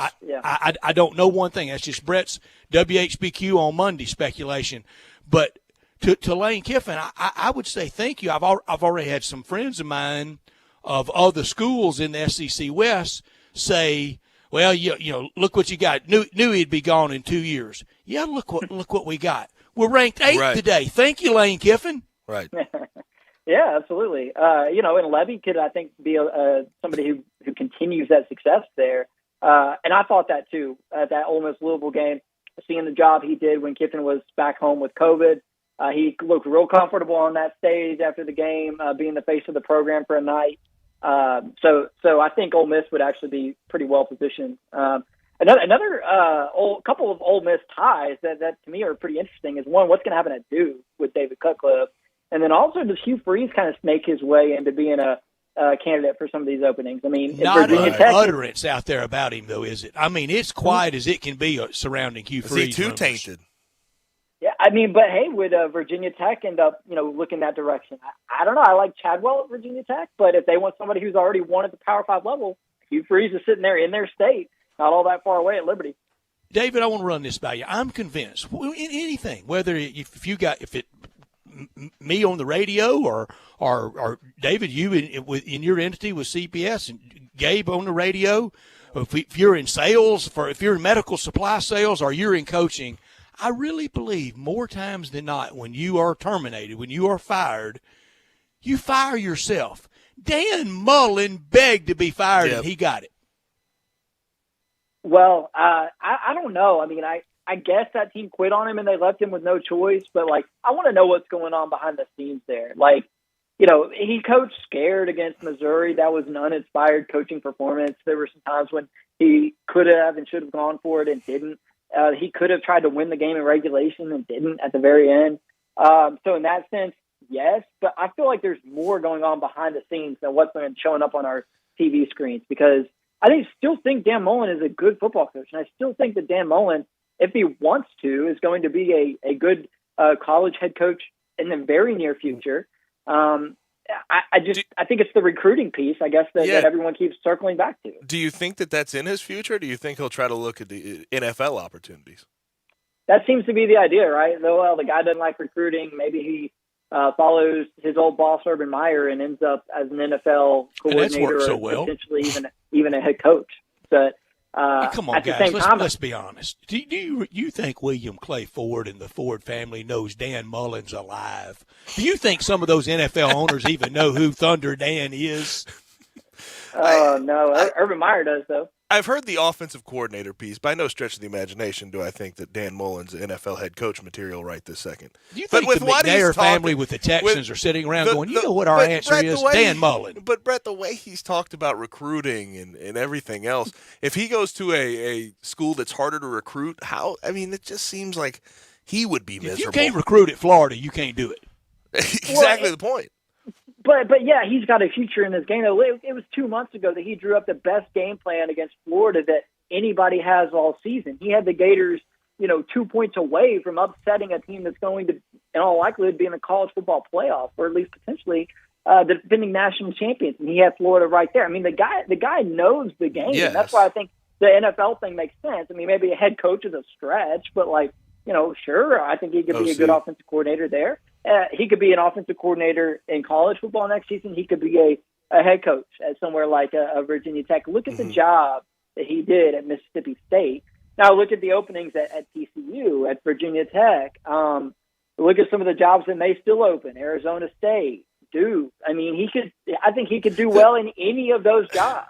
The thing that always concerns me about guys that have seen the top, that have been at the top jobs in America, that have seen some success and then they move on, is it ever as fun coming down the mountain?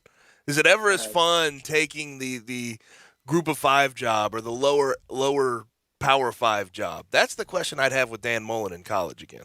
Yeah, well, Gabe, I don't know about you, but growing up when I played NCAA football on the Xbox. Oh, right. Dynasty mode.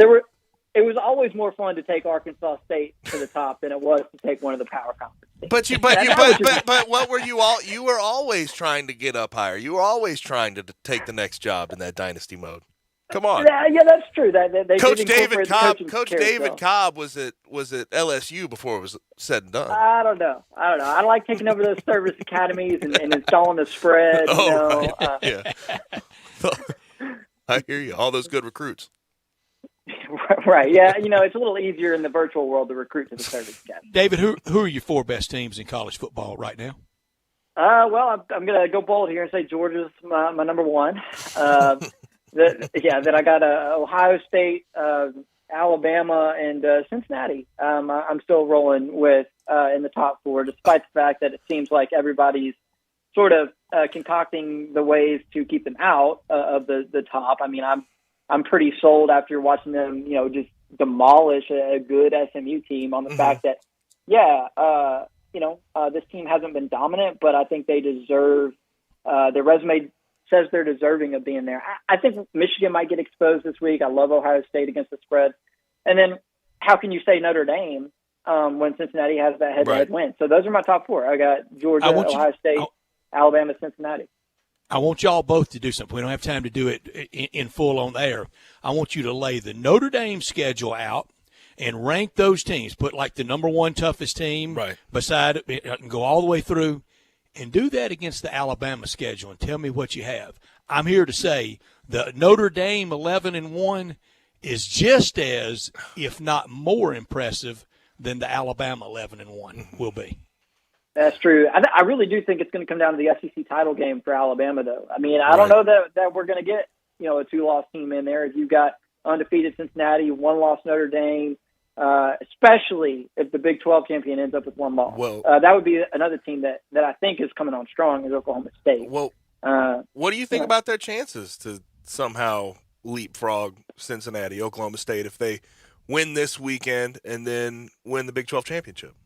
I mean, if they beat Oklahoma 2 weeks in a row or beat Oklahoma and then beat Baylor, it would be pretty impressive. I mean, it would be hard to keep them out, honestly, but at that point, it becomes a question of who won the SEC championship game. Because if Alabama beats Georgia in the SEC championship game, both those teams are getting in out of the SEC, and then I'd be worried if I were Cincinnati. Right. But I'm assuming Ohio State's going to win its next two games with how strong it's been looking. So I'm going ahead and putting in Georgia and Ohio State. And then I've got Cincinnati in there. I mean, and the only way that they're not is if the SEC gets 2, and if Oklahoma State just dominates these next 2 weeks, and Cincinnati, struggles against Houston or ECU. So I think Cincinnati's in a pretty good place. You can't guarantee them anything yet. They still have 2 pretty good teams they have to beat. But I think they're okay. I mean, if they win their next 2, I like their chances for sure. Now, Ohio State, of course, gets the massive win versus Michigan State and ran it up, something terrible, 56-7. The 19 I thought was too much. I was mistaken. But how dangerous is that football team? If they obviously they have 2 substantial games, they're going to have to beat Michigan and then go win the Big Ten championship. But how dangerous do you think Ohio State is as a threat to maybe Georgia? Very dangerous. That would be the matchup I would want to see right now. I mean, this is a BCS type of moment right now where honestly the Alabama-Georgia thing will sort itself out. And then, Ohio State and Georgia, I think, are clearly playing the best of anybody in the country and would make a great BCS national title game. Ohio State's finally got it going. I mean, that trio of receivers is unreal. I mean, unreal. And to the extent that if there were only one of them instead of 3 of them, that guy would be the Heisman Trophy favorite. And look at a guy that they had to – Jamison Williams had to move on to Alabama to be able to crack the starting lineup. And he's Alabama's best receiver.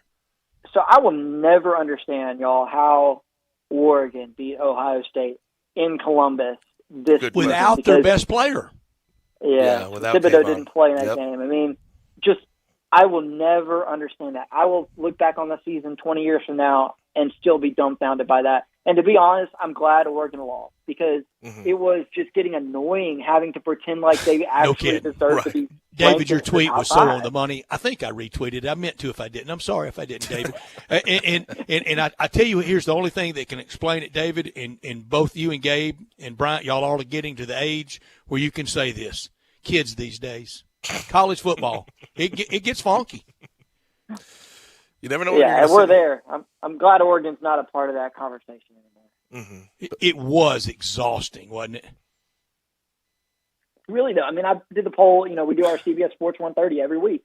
Either one, usually between the hours of 1 and 3 a.m.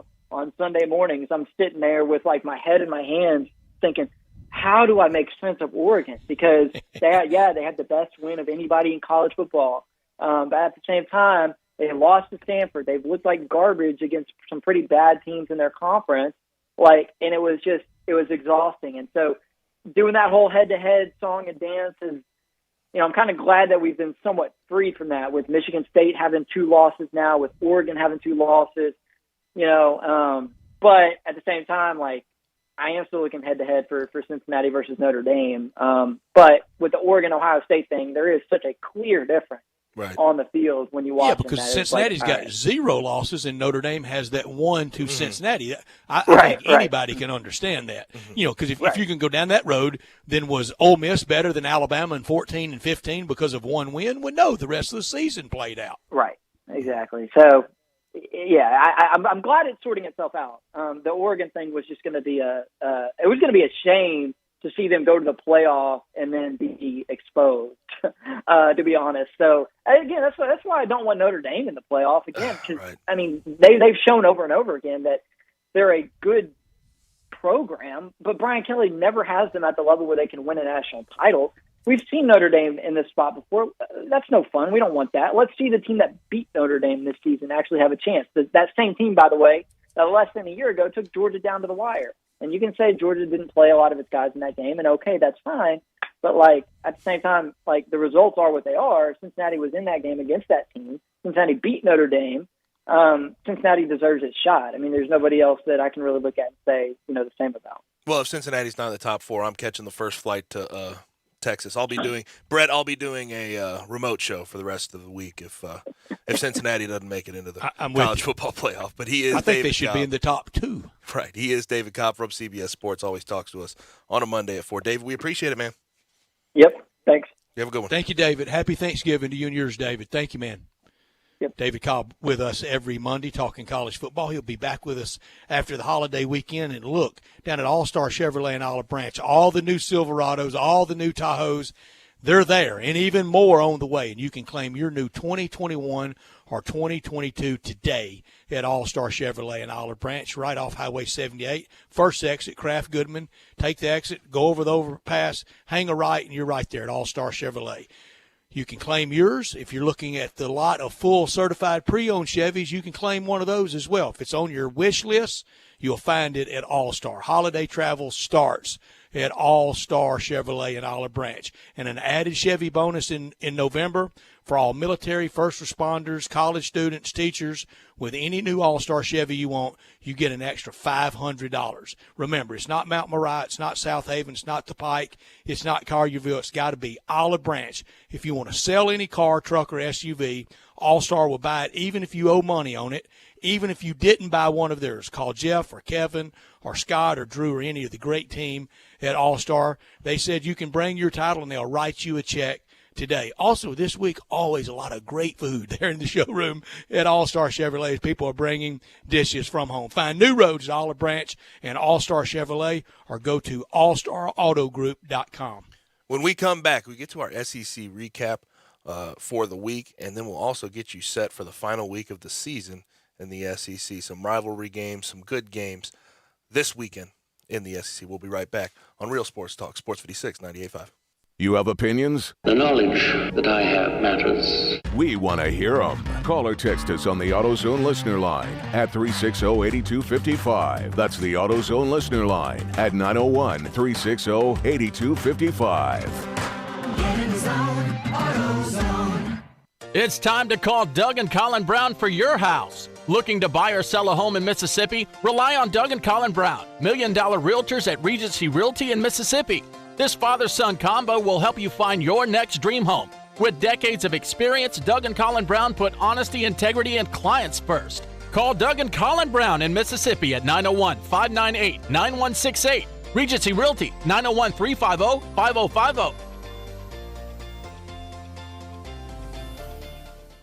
Man, how can you afford gas for that big SUV? I pay less for gas than everyone else. I got the free Get Upside Gas app and get up to 25 cents a gallon cash back every time I buy gas. Hold on. You're getting up to 25 cents off a gallon with the free Get Upside Gas app while I'm paying full price? You know it. People earned over $1 million last year. You just got to take a picture of your gas receipt and bam, up to 25 cents a gallon cash back. You don't have to tell me twice. I'm downloading the free Get Upside Gas app now. Download the free Get Upside app now in the App Store or Google Play to save up to 25 cents a gallon when you buy gas. Use promo code POWER for a 25 cent a gallon bonus on your first tank. That's up to 50 cents a gallon on your next tank. Just download the free Get Upside app at the App Store or Google Play and use promo code POWER. Save money on gas on every fill-up. Just download the free Get Upside app and use promo code POWER. That's POWER. Visit getupside.com for terms. The holidays are fast approaching, so start on your list now at Mid-South Hobbies. E-Flight Airplanes, Athearn Trains. Mid-South Hobbies has a huge selection of cars, trucks, and boats from Arma, Losi, Axial 1/10 and 1/24 scale cars, trucks, and crawlers. Spectrum batteries and all accessories are here now. Santa shops local. Hope you do too. Make your holidays fun and exciting at Mid-South Hobbies. Open 7 days a week at 4862 Summer at Mendenhall. Call 901-682-9402 for more details and information. Merry Christmas and Happy Holidays from Mid-South Hobbies. With Tony Baselli, Kevin Harlan here from Monday Night Football on Westwood One with a preview of an NFC matchup from Tampa Bay between the Buccaneers and the New York Giants.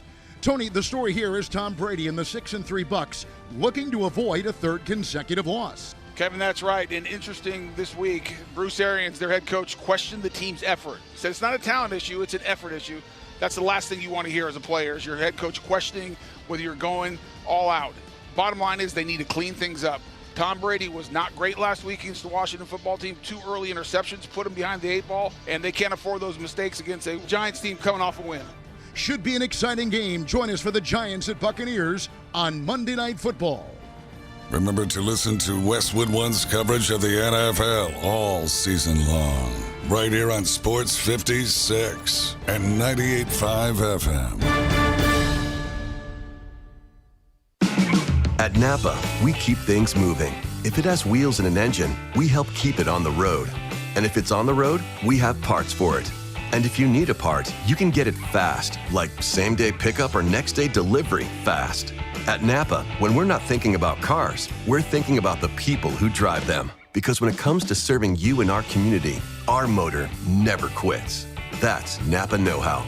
Same-day pickup and next-day delivery available at participating stores and on in-stock items only. Hey, frequent heartburn may keep you from running your A game, but it doesn't have to anymore. Join the Prilosec OTC 2-week challenge. Just go to prilosecotc.com. You'll get $3 off to get you started, plus 14 days of tips, tricks, and reminders. Just 2 weeks, zero heartburn. Go to prilosecotc.com and sign up today. Zero heartburn is possible with Prilosec OTC. Use as directed for 14 days to treat frequent heartburn, not for immediate relief. Now, back to Sports Time on Sports 56. Here once again are Brett Norsworthy and Gabe Kuhn.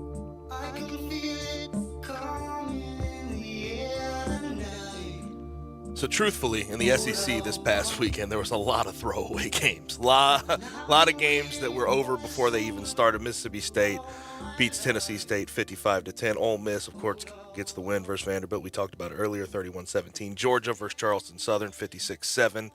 And Jordan Davis had a touchdown. Their big old D tackle had a touchdown in that game. That was fun to watch. Heisman moment, right. But no, when people talk about Jordan Davis for the Heisman, makes me laugh considering you go look at his statistics. He's a run-stuffing D tackle. He don't have much statistics. No. Now, impact on a game.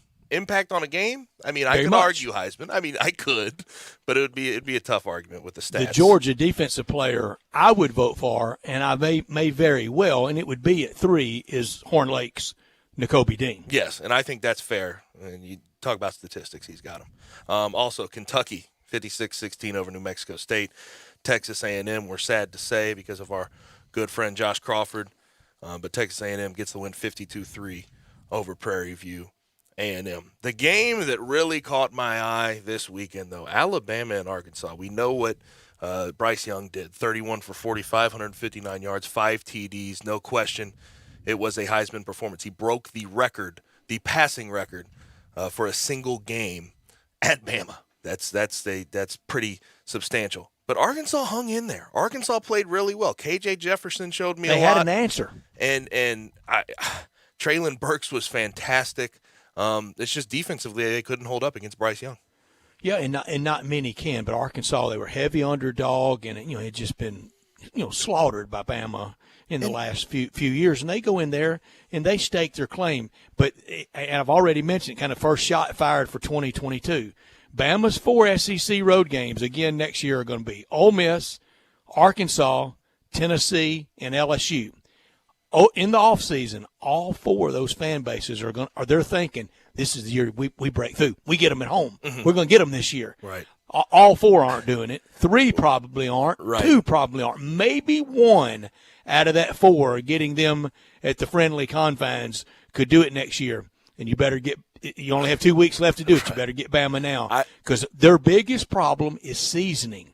Their biggest problem is its experience. Now their secondary is a certified mess. Mm-hmm. And that's the thing that surprised me this weekend is when we talked to Drew Barrett about what we expected to see. I figured, okay, Arkansas is good in the trenches. They can win across the O-line, run for a lot of yards, pound the rock. They didn't really do that. 2.6 yards per carry. It looks like Alabama came to play in the trenches, but their secondary is just, it was tragic. It was tragic. Traylon Burks did whatever he wanted. And I said early in the year I thought he was the best offensive player in the SEC. Maybe I need to tighten that up to best receiver, because Bryce Young has certainly distinguished himself, and a couple of others. But he is a really good receiver. Big guy with solid hands that can make the first guy miss, can run over someone. And Arkansas, if they can take care of business Friday in Fayetteville against Mizzou, that's going to be 8-4. Yeah, Dave, we've talked about it.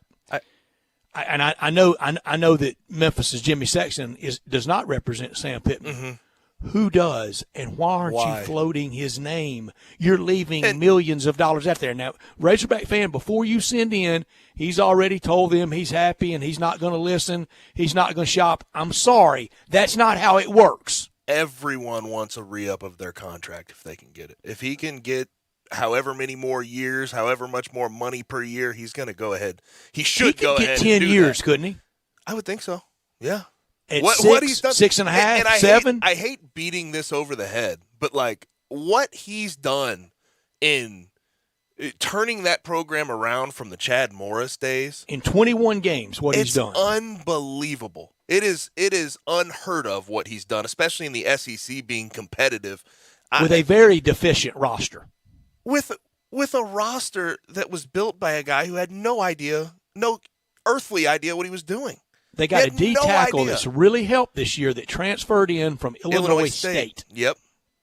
Oh gosh, what's his name? John Ridgeway. John Ridgeway. He's been and he's been good. He's been really good.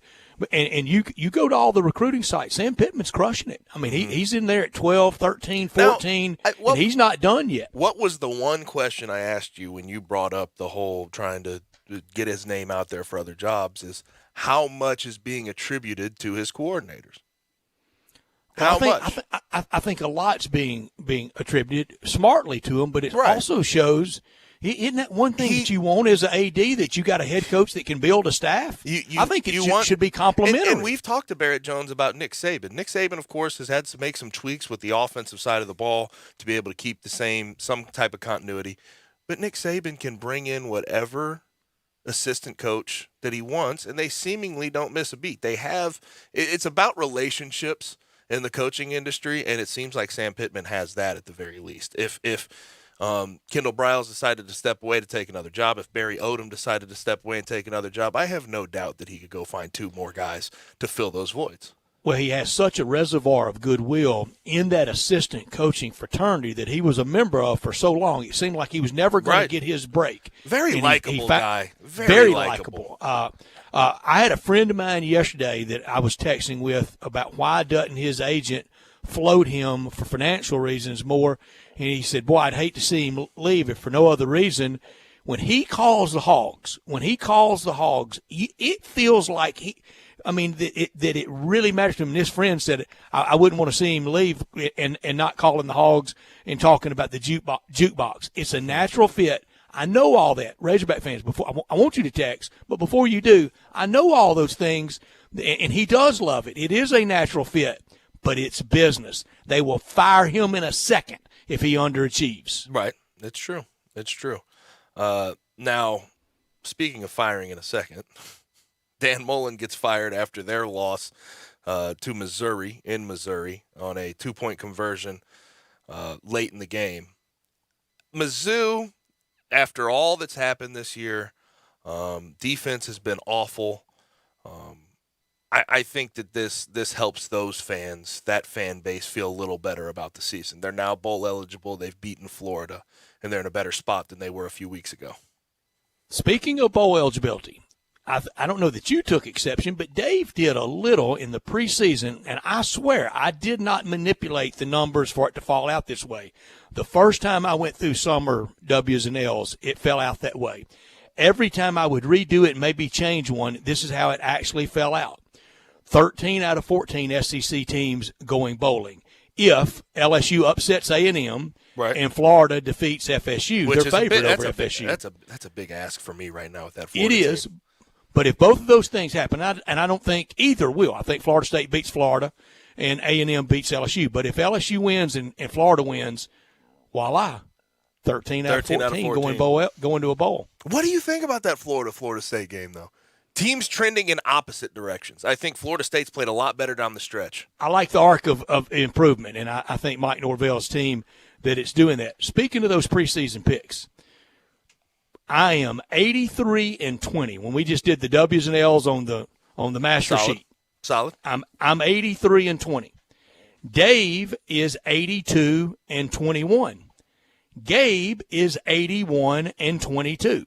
So I have a game lead over Dave, a 1-game lead or 2-game lead over Gabe. This weekend, Dave has Mizzou beating Arkansas, I have Arkansas beating Mizzou.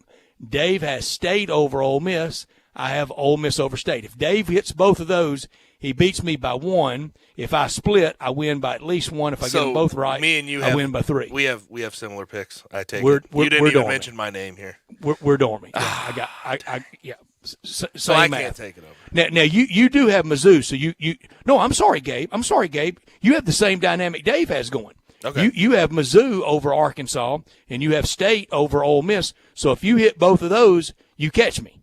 Yeah, Mizzou over Arkansas is a heck of an ask. But this slate this weekend it's always fun. You get the Egg Bowl, you get the Iron weekend Bowl. of the year. A&M LSU usually would be a solid one to look at. This year I don't know so much. Kentucky versus Louisville, always fun.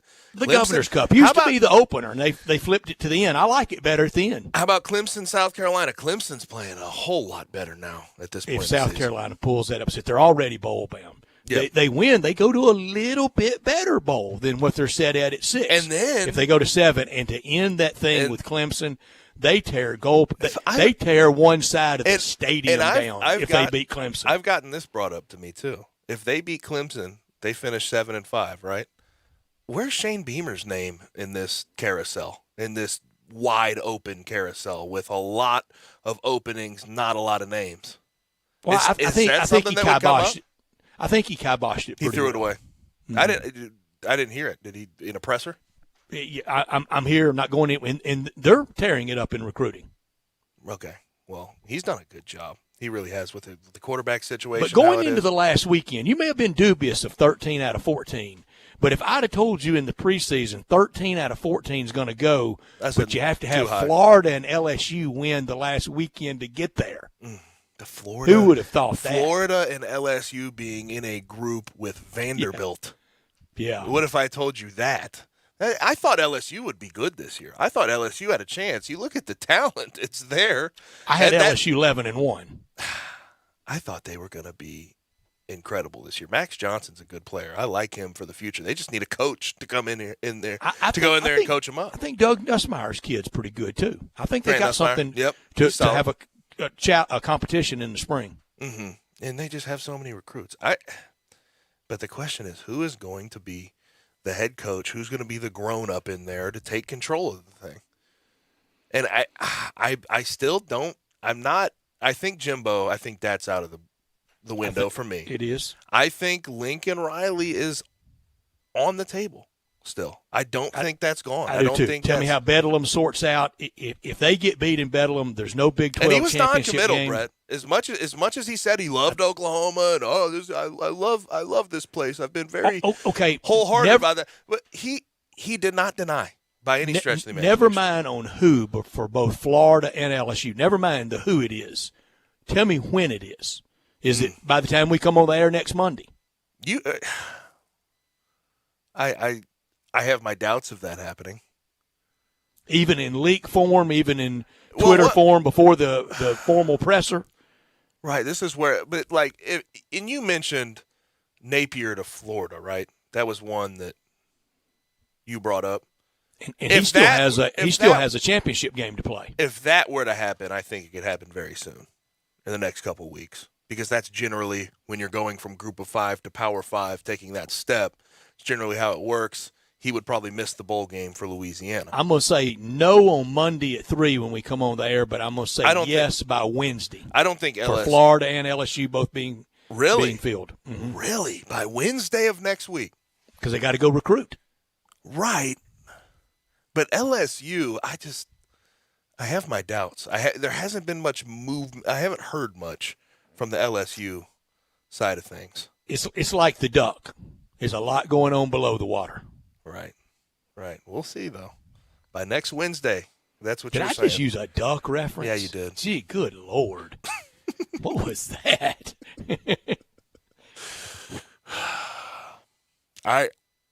If it gets done by next Wednesday, I'm going to be honest with you, Brett. I'll be surprised.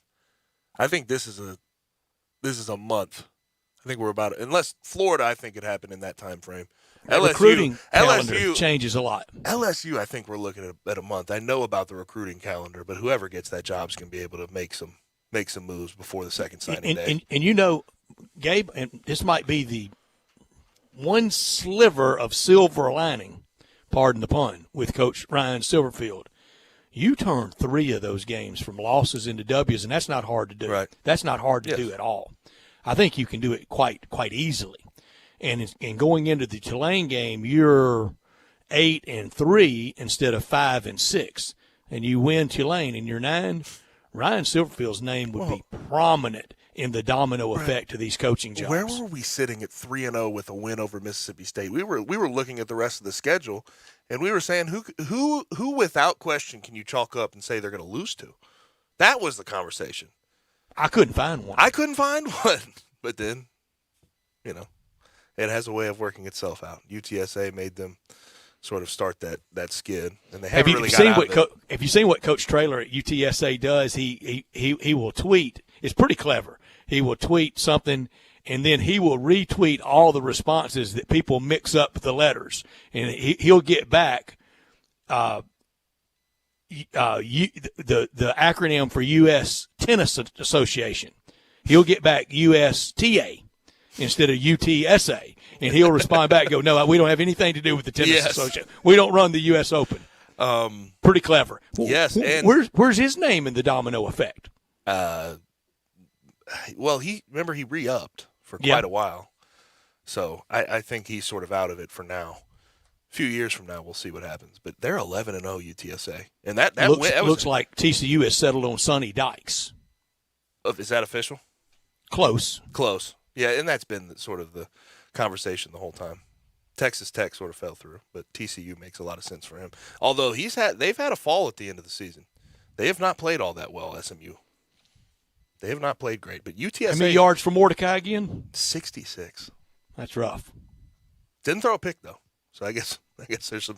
That's speaking of silver lining, sliver of silver lining. Yes. You made a duck joke and then a pun in 5 seconds on this show. Brett, it's a good Monday. So, that's a great Monday. Get us to break. Get us out. We'll get to break. When we come back, we're going to get to our college football and NFL winners and our extreme overreaction. Send those in 901-360-8255 if you have them. Also, you can message us on Twitter, Facebook, YouTube, Twitch, and at sports56whbq.com. Let's go ahead and take that break right here on Sports 56, 98.5. Hey, this is Anthony Sane. Peter Edmonston and I have moved. Instead of Sports 56 mornings, you can now join us every afternoon from 1 to 3 p.m. for the all-new Sports 56 Grind Time, right here on Sports 56 and 98.5 FM.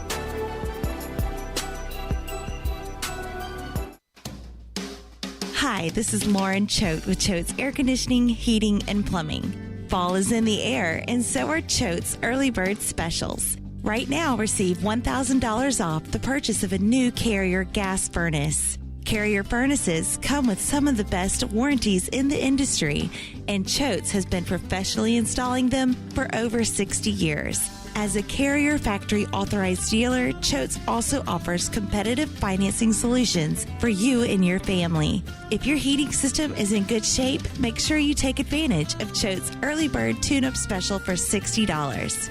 This tune-up is an in-depth 20-point inspection to make sure your furnace is ready for the winter season ahead. So call 347-8086 to schedule your early bird special today. And turn to the experts with Choate's and let our family serve your family. Happy holidays don't just happen on their own. You make them happen with a little help from new appliances at the Home Depot. Because warm wishes won't roast that turkey. You'll want a new convection oven for that. An air fryer will help make the season light and delicious. And while you're at it, consider a new LG or Samsung fridge that's big enough to hold all kinds of Christmas cheer. Make the holidays yours with the season's best savings on top appliances at the Home Depot. How doers get more done. Tire pressure light on? Tread low? Car sliding when you stop? It's time to go down to Milton on the Spot. Serving you at 3 locations, 1684 Getwell Road, 2127 Ellis Presley, and 3691 North Watkins. Memphis' largest supply of new and used tires, all under warranty. Yes, that's warranty on used tires too. Ask about the tire rotation and balance specials. Milton on the Spot on Getwell Road, Elvis Presley, or North Watkins. Here to take care of your every tire need. Milton on the Spot.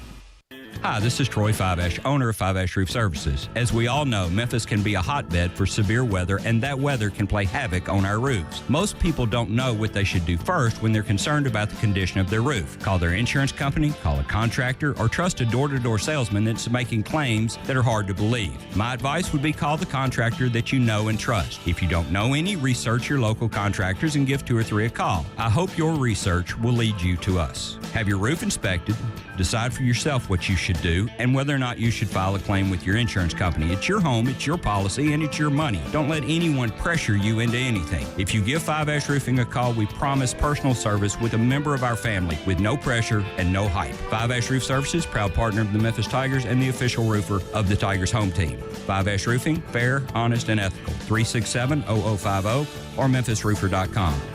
Five Ash Roofing, it's what we do. We're here for you. Now, back to Sports Time on Sports 56. Here once again are Brett Norsworthy and Gabe Kuhn.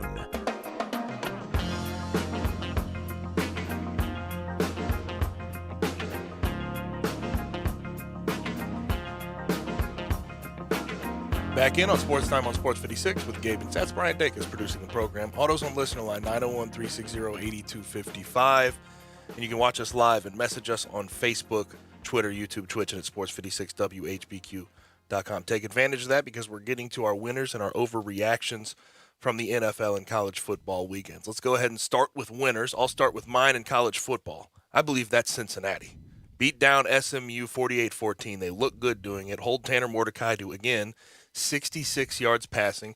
Held SMU to a season low as far as total yards are concerned, under 200. They were at 199. And Oregon loses and Ohio State and Michigan play each other. We're here. Biggest threat, probably Notre Dame and Oklahoma State to probably take that final college football playoff spot. But if Cincy doesn't get in now, we do our college football playoff top 4 tomorrow, Brett. If they don't get in now, I might have to take that plane ride to Grapevine, Texas, and have a conversation. On the way to Texas, huh? Yep, might have to. I think they should be. I'm with you. My college football winner, it was Bryce Young, and he really launched his serious Heisman candidacy on Saturday, and they don't win without him. He's really about all they have on offense. Mm-hmm. That's very true. They have not run the ball that well. They really haven't. And they usually have a stable. Hadn't been that way this year. Bryant? After Jamison Williams, the receiving core is kind of a little shaky. My winner in the college football weekend is UMass. They hired a head coach. They hired Arizona's defensive coordinator, Don Brown. I don't think it was the best hire. He was 43-19 when he was with UMass the first time from 2004 to 2008. Oh. He's also 26-10 as a baseball coach. So dual threat coach there. Don Brown's been a baseball coach? He was the interim head coach at Yale. How often do we talk about not Don Brown, but a coach revisiting an old job, though, and how that works out? Usually doesn't work. Oh, I think it's a terrible hire, but hey, they got him. They're the winner because they got him early, let him go out and recruit. They hired him. Randy Edsall, the example here. Yes. I mean, that's all you got to say, too. Wow. NFL. I think we will have a group lock on NFL. NFL winner. Well, Jonathan Taylor? Yep. 32 rushes, 185 yards, 5 total TDs, 4 of them rushing. And I guess the Colts are kind of a winner, too. 41-15 blowout of the Bills. By the way, winner for us, too, Scorigami. Another Scorigami alert. Sure was. Game. Love it. Is Jonathan Taylor in serious player of the year candidacy? Yes. Offensive player of the year? Yes. No question. I think people are talking about MVP, too. Bryant, your NFL? See. I went with the Texans. Okay. Big win over the Titans. Fair enough. Big win in the Bud Adams Bowl. Yeah. We, Bryant, you know what? God love you, man. You love bad teams. I got to respect the grind. I love it. I think all teams need respect. You know? I don't it's not going to happen, but here's my college football overreaction. And just take the pounding that you're going to get really until football season starts. It'd be 8-9 months of publicity that would be hard to take. Florida, just do it. Hire Urban. Oh gosh, Brett, you got a weird reaction on me there. That's a noise I'm not used to making. I don't know about that one. Urban back to Florida. Again, overreaction. Yeah, I hear you. Your college football overreaction. And this, for real life purposes, this is an overreaction. For real life purposes, people may agree with this one, but for real life purposes, this is definitely an overreaction. Texas needs to clear house after a year with Sark, rescind their application to join the SEC, and stay in the Big 12. Lost to West Virginia, making it 6 straight losses. 6 straight for Texas. It's overdone. I know. I know people on the text line will probably agree with that statement. That's why I said for real life purposes, this never been more made of less than Texas. No question. C.J. Stroud is not a Heisman level player. Ooh. Okay. He's benefiting from a great team and a great group of wide receivers around him. I don't really disagree with that. Could you imagine if he had Jameson Williams, too? Ooh. That's how it was supposed to be. He couldn't get on the field. Bama's best receiver couldn't get on the field in Columbus. Chris Olave, and he's Garrett really all Wilson, Bama Jackson has. Smith and Jigba are all going to be day 1, day 2 picks. All of them. Williams is the only one that can take it off the top and really run the go route. Mm-hmm. He's a good player, though. I'd argue Mechie doesn't get more targets than him. He's their guy at Bama, and he would have been part of that ridiculous wide receiver core they already have. And I don't think anybody saw Jackson Smith and Jigba being the best leading receiver for Ohio State. NFL overreaction? NFL overreaction for me. Titans won't win another game. Right? We're seeing Hard Knocks magic. The Colts Hard Knocks series started last week. Since the start of November, the Colts are 3-0. The Cowboys, who had Hard Knocks in the offseason, are 1-2. That's not an overreaction. Just like the Manning curse. Well, you didn't let me get there. It's going to keep on going. Colts undefeated and win the Super Bowl. Okay, there we go. Watch out, AFC South. That was the money line. Yes, you should have led with that. You buried it. Well, you have to pause for dramatic effect. I hear you. Mine. I'm going to say it again. Cardinals don't need DeAndre Hopkins or Kyler Murray. 2-1 without him, with wins over the Niners and the Seahawks. Colt McCoy, just a stud. 35 for 44, 328, and 2 TDs. Kyler Murray, get out of the way. He beat him with Washington last year. Kyler Murray, get out of the way. It is the Colt McCoy show in Arizona from this point on. He shouldn't get his job back. No jerseys. Well, if he keeps playing like this, it may. If he plays like this every week, I don't see why he wouldn't sell jerseys. But that'll do it for hour number 2. If you have any overreactions or winners for the weekend, send them at 901-360-8255. Get in the zone, AutoZone. That's our AutoZone listener line. When we come back, hour 3 is upon us. Evan Barnes from the CA to talk Tigers football and Grizzlies. 5:30, Monday Night Football preview and pick for Tampa Bay versus the Giants, and we'll give you our Big 4 all-time. And 5:45, we'll get out of here with Taco Bell Crunch Time. You're listening to Sports Time on Sports 56 with Gabe and Stats. So who's hitting the road for the holidays? I know there's a lot of people who want to get their car, truck, or SUV road ready. How about you? Gotta love this news from our friends at Auto Universe Germantown, 7300 Winchester, just off 385. Get this, full service maintenance with no wait time, and you can get an appointment for any day. That's unreal. Big discounts right now for everything from brake service and wheel alignment to replacing wiper blades, rotating tires, checking the battery, even servicing the transmission. Call Auto Universe Germantown today and ask for Robert. Great deal on the oil change and brake check. Or ask about the deal on the radiator service. There really is no wait time. Call for an appointment and get it done. Professional detailing is 20% off now, and you can get paintless dent removal in the Collision Center. Happy holidays from Auto Universe Germantown. Incredible selection of pre-owned luxury vehicles and full service with no wait time. 7300 Winchester or eautouniverse.com. Tiger Nation, come out Saturday, November 27th for the final game of the season as the Tigers host Tulane. Once again, take advantage of the Chick-fil-A family plan for only $80, which gets you 4 tickets and 4 Chick-fil-A meal vouchers. That's Saturday, November 27th against Tulane at the Liberty Bowl. Sponsored by ABC. Visit GoTigersGoTix.com today. Doctors Without Borders teams confront hard facts in conflict and crisis zones. When others look away, we step in to act. Because measles still kills more than 100,000 children every year, we're there to vaccinate more than 1 million. Because some countries have only 1 or 2 mental health professionals. We provided over 400,000 mental health consultations last year. The fact is, your support makes our life-saving work possible. Picture the impact we can have together. DoctorsWithoutBorders.org. They say this game can take you far. Your moves can take you further. Make moves that start movements. Hennessy, spirit of the Memphis Grizzlies. Need to sell your home? You're in luck because I buy houses. All you have to do is call Bill at 901-406-1101. That's 901-406-1101. Grab that PIN, 901-406-1101, or just save it in your phone. Bill at I Buy Houses. I Buy Houses buys houses in any area, in any condition, at any time. As simple as that. I Buy Houses is guaranteed to close in 5 days. So if you need your cash fast, just call Bill at I Buy Houses, 901-406-1101. Has your house been on the market? Were you just tired of renters? Or is it just time to start over? Well, avoid repairing, cleaning, painting, and prepping your house. Just pick up the phone and call Bill at 901-406-1101. That's Bill at I Buy Houses. If you're in Southwind, South Memphis, North Mississippi, North Memphis, Collierville, if you can hear this, just call my friend Bill at I Buy Houses, 901-406-1101.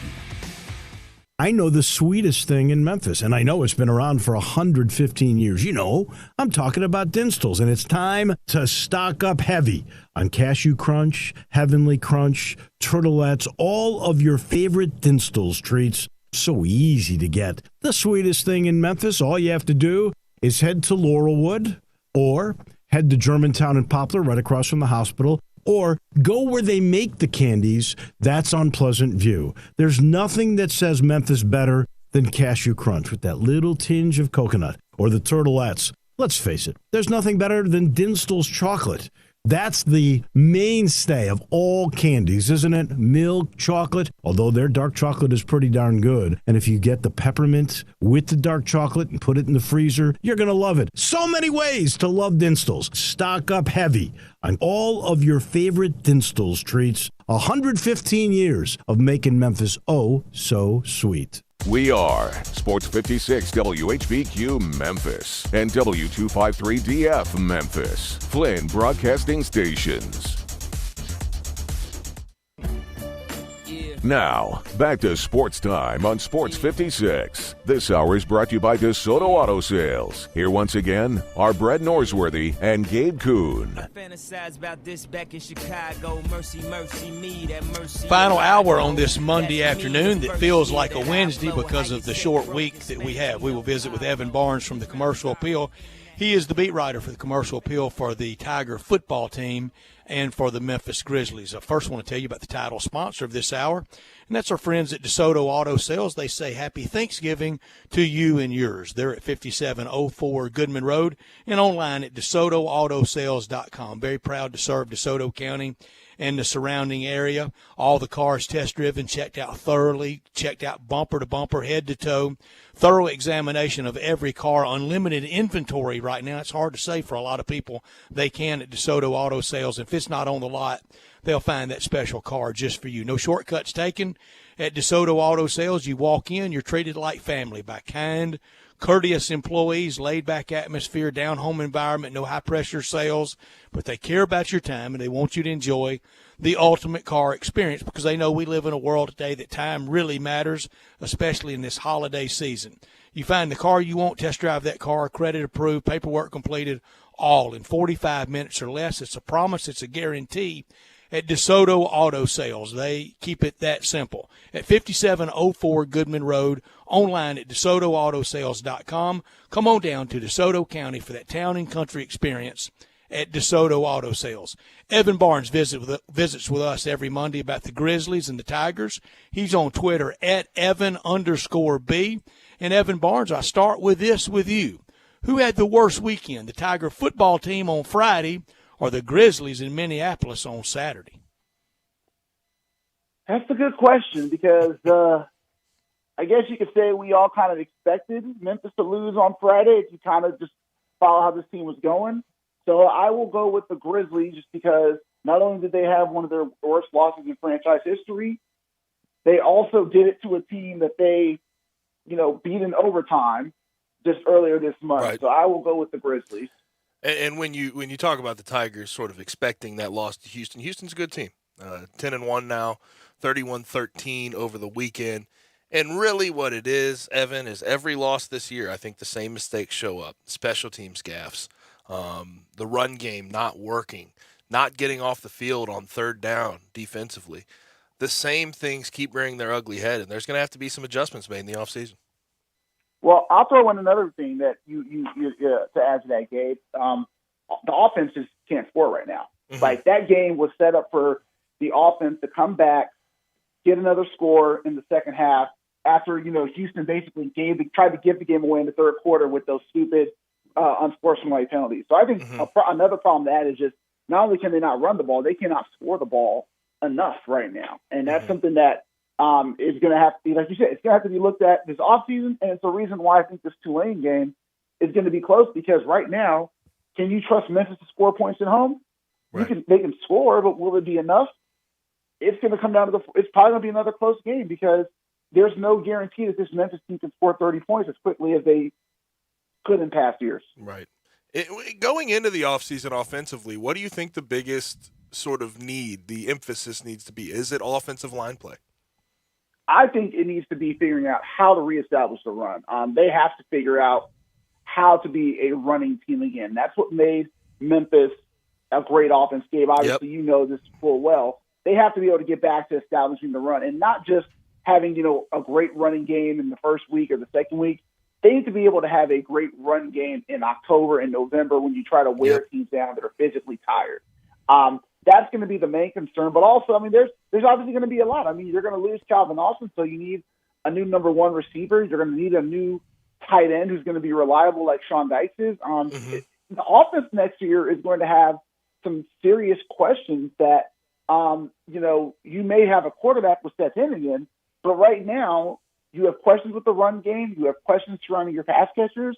And obviously the O-line has to, get healthy and be better. But I think the offense is really just going to be in a place where you have questions of skill positions really for the first time in a while. Evan, I said earlier, around 3:50 or so today, that this game against Tulane coming up Saturday night is must-win for this reason. There's no firings. There's nobody talking firing. Nobody's doing that. But here's why it's important, why it's must-win. Because with a loss and no bowl trip and stop that bowl streak, I think it also stops this renaissance, this uptick, this surge of the greatest Tiger football period ever, and we start back over next year.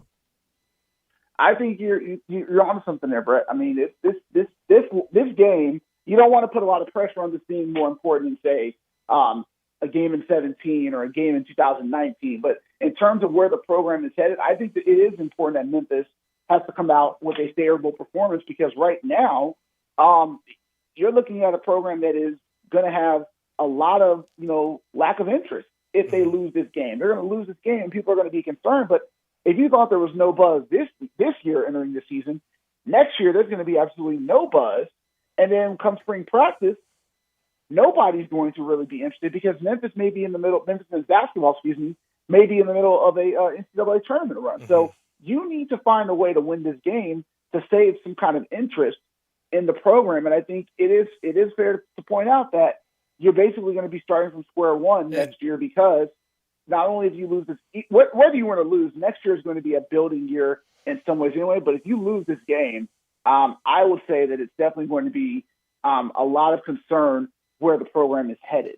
And I always think, no matter what bowl game you're playing in, you stay relevant to recruits if you are in it and still playing in the sort of when other teams won't be, when they're the non-bowl eligible teams and if are you at win home. Your bowl game, you end kind of happy on a 2-game winning streak. Yes, and if they're 7-6, if they end this year 7-6, it's a different it's a different outlook. It's a different outlook. There's no question about it. Now, it's something Brett posed to me earlier that I think that without question has, when you look at sort of the body of work and what's happened this year, it's definitely played its part.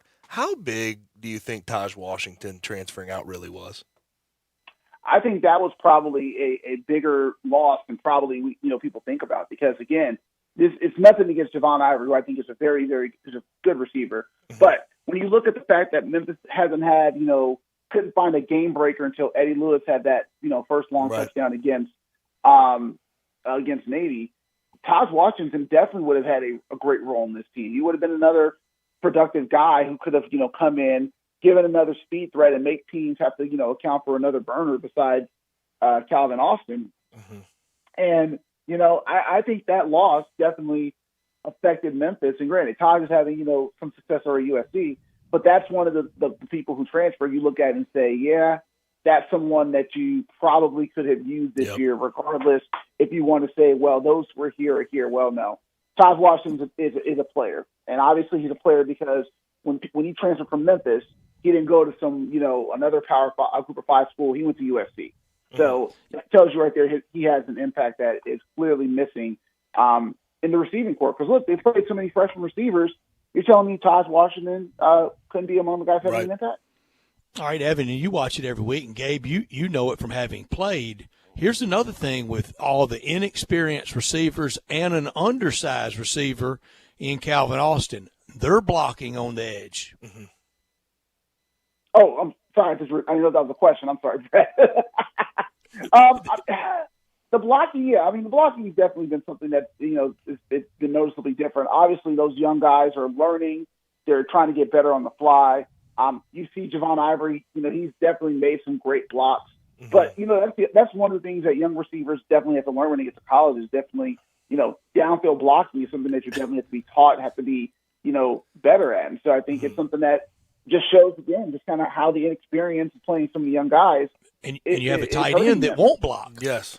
Dykes won't. Yes, he's a pass catcher. And when you talk about today's game, when you talk about college football and how the offenses are run, edge dominance wins games just as much as the trenches do, because there's so many quick hitters to the outside, whether it's a RPO, whether it's designed that way, where you have to be dominant on the outside. And you can talk about the Tigers sort of renewing that and always getting guys in recruiting to be able to have good skill players.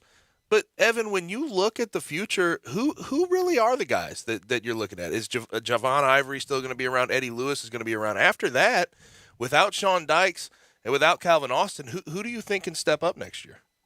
That's a great question, Gabe. Right. I obviously think Rock Taylor is somebody who has shown some promise, but he's definitely going to have to spend the offseason, improving his hands. He's had some critical drops. But, again, being a freshman, that's, forgivable. But he's definitely going to have to improve that. Because I think he's definitely someone who's physical, who can make some plays, kind of like a physical, maybe like a DeMonte Coxey mold, being physical. But I think he's going to have to be someone who steps up. But overall, like this receiving core, there are a lot of question marks. And I think that's one of the reasons why, Silverfield went out and got an Eddie Lewis, because there were some question marks on some of those guys. And now some of those guys have played a lot of reps. So hopefully coming into the spring, next year you see some maturation and some growth, because you're really going to need more guys to step up. Because even in 2018, when I first got here, what was going to happen after Anthony Miller? Well, DeMonte Coxey, showed some promise in 17 when he got the ball his way. You knew exactly who it was going to be. Exactly. And I think now Javon Ivory definitely is going to try to be that guy, because, he has the personality, he has that dog in him. But I think if you're looking at Javon Ivory and Eddie Lewis as your top two receivers, there are some questions to be had. And this offense, which we all know wants to be a playmaking offense, you're going to have to find a way to devise a way to help those guys become the playmakers that you want to be. Because I don't see right now the type of player who you say, okay, next year that's the guy you definitely have to watch for. And that's what should concern fans, because outside of Seth Hennigan and possibly Brandon Thomas, you don't see that too much on the offensive side. And I can acknowledge the fact that when you're talking about Ryan Silverfield and him taking over the job, and he was the O-line coach, and how well they did with their run schemes under Mike Norvell, I can acknowledge the fact that it is concerning to see the regression of run game past 2 years. And you could attribute it to a lot of things. You can attribute it to injuries. You can attribute it to a bunch of seniors moving on. But at the end of the day, there shouldn't be that big of a drop-off. And I think it really comes back to differentiating schemes, getting Kevin Johns and Coach Silverfield on the same page, and also Jim Bridge, the O-line coach. But there has been some issues, and I can acknowledge the fact that run game has to be better. Now, know who else has Evan, right there, I want to ask a question. Evan, in your opinion, has the offensive line coach replacing Ryan Silverfield been as good an O-line coach as Ryan Silverfield was for Mike Norvell? It's hard to say because, honestly, I mean, again, I'm not the best judge of O-line play. I'm not going to pretend to be an expert when you got somebody on the radio here with you, Brett. I will defer to Dave Kuhn on that. But I will say, I mean, it has been questionable where you wonder just kind of how, the O-line can get better. You wonder kind of what things need to be done. This is year 2 in the scheme. Dylan Parham has obviously, talked about how, much better he wants, things were. It just seems very strange. And again, you can look at the injuries. Austin Myers getting hurt definitely was a blow for the left side of the line. Isaac Ellis now has not played the last 2 games due to injury, I believe, is what Ryan told us. But it's just a lot. And ultimately, it's going to be up to Silverfield and Kevin Johns just to kind of figure things out, because really, you look at the last few games, the defense has actually played a lot better and kept them in games. And, oh, by the way, we haven't even discussed the defense is going to lose a lot of those starters as well, too. Mm-hmm. And we'll see as far as coaches are concerned. We'll know more about that in the next few weeks.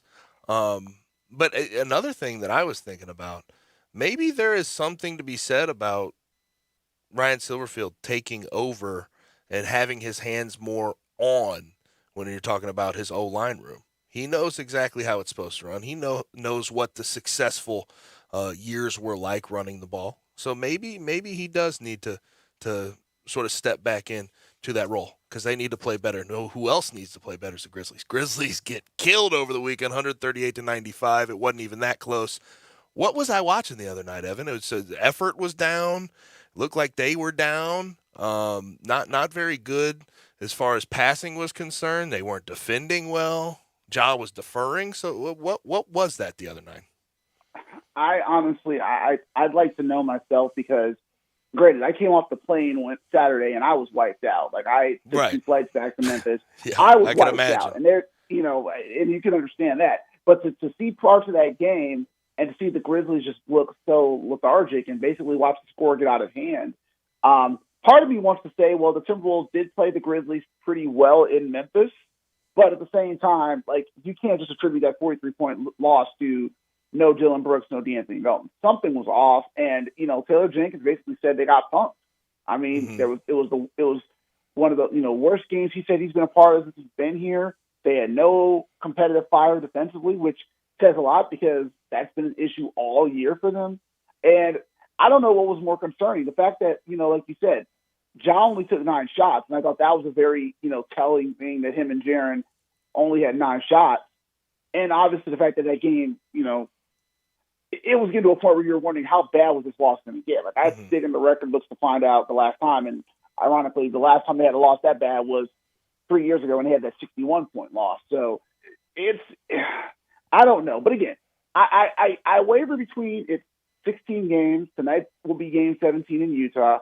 You don't want to get too worried or panicked, but there is a concern where defensively this team doesn't have the same edge as last year. And you're trying to figure out why without overreacting, because it's still early in the season. So it's very strange to watch this team, because, again, they've got wins over some great teams. They've one of the few teams that beaten the Warriors. They've beaten the Clippers twice. But they just for some reason had these games where they just cannot score, and they have games where they just completely just get blown out and they can't fight back. You mentioned the monster that will be Tiger basketball. I'm sorry, that might have been a previous guest. Was talking about come springtime. You did, Evan. Yeah. Talking about it come springtime. I'm sorry, Evan. It's Monday all day today for all of us. The monster that will be Tiger basketball. Here's another monster that's going to be Tiger basketball. If the Grizzlies have a lot of nights like that, what it's going to do to attendance will people weighing which one do I go to? Well, I mean, we're going to see that as it gets further and further. I mean, you want to see, hopefully, fans continue to show up. And Obviously, there's going to be some people who think, well, now that the FedEx Forum has changed its vaccine requirements, that might bring more fans in. I don't know. Attendance has kind of been, shaky around the league this year from what I've read. But, I mean, yeah, I think you definitely, you worry about that. But the hope that I have is that people still come to see Ja Morant. Like, Ja's having a special season. He's on track to be an all-star. If anything, come see him and come see kind of this young core figure it out. But I do think it will be a concern. I mean, again, this team will still be in the playoff hunt and the play-in game hunt because I think the bottom teams in the West are really bad. But, you definitely want to give people a reason to keep coming besides, this rising star in Ja Morant. Yep. And I think the Grizzlies will be fine. I think let's see what happens a month from now when it gets closer to Christmas. Let's see where they are. And if they're still struggling defensively, then we're going to have some more conversations about can this team realistically get back to the play-in tournament. Real quick, Evan, before we get you out, last thing for Evan Barnes from the Commercial Appeal. You can follow him on Twitter at Evan_B. Brett and I have sort of talked about this. There's this delicate balance between planning for the future and wanting the Grizzlies to win right now. If you're talking about a fan base that has seen them go 8-8 through 16, what do you think the balance should be? How should this season, the rest of this season, be approached? I've said this, and this is how I believe. Teams make the mistake of believing that they have a lot of time. And fans end up eating that up too. That, the mistake you make is, well, you have time because of this young core. Well, we've seen throughout NBA history that young cores may have a breakthrough, but then something might happen. An injury might happen. A team may rise up. And you end up realizing that window, which you thought was open for a wide time, is closed shut. Yep. So I think I agree with you guys. Like, the Grizzlies definitely have to take advantage of right now because you just don't know what's going to happen. Yes, you've locked up Jaren Jackson Jr. Yes, next year you're going to lock up Ja Morant. But this team over the next few years is going to be looking completely different because of cost, because of contracts, because of free agency, and there's going to be some tough decisions to make. So I think the Grizzlies absolutely, the front office clearly wants to build long term.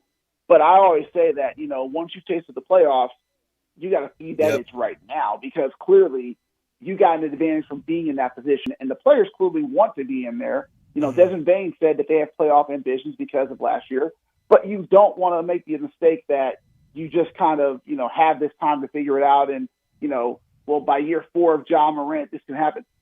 Something could happen this year. So I think that the front office has to balance that out because, again, fans are patient, but fans also can be impatient when it comes to success, just knowing that, anything can happen around them, not just, within the team construct. And you see it live and in living color, the sort of how fans react when you look at Jaren Jackson Jr. and what you talk about development all you want.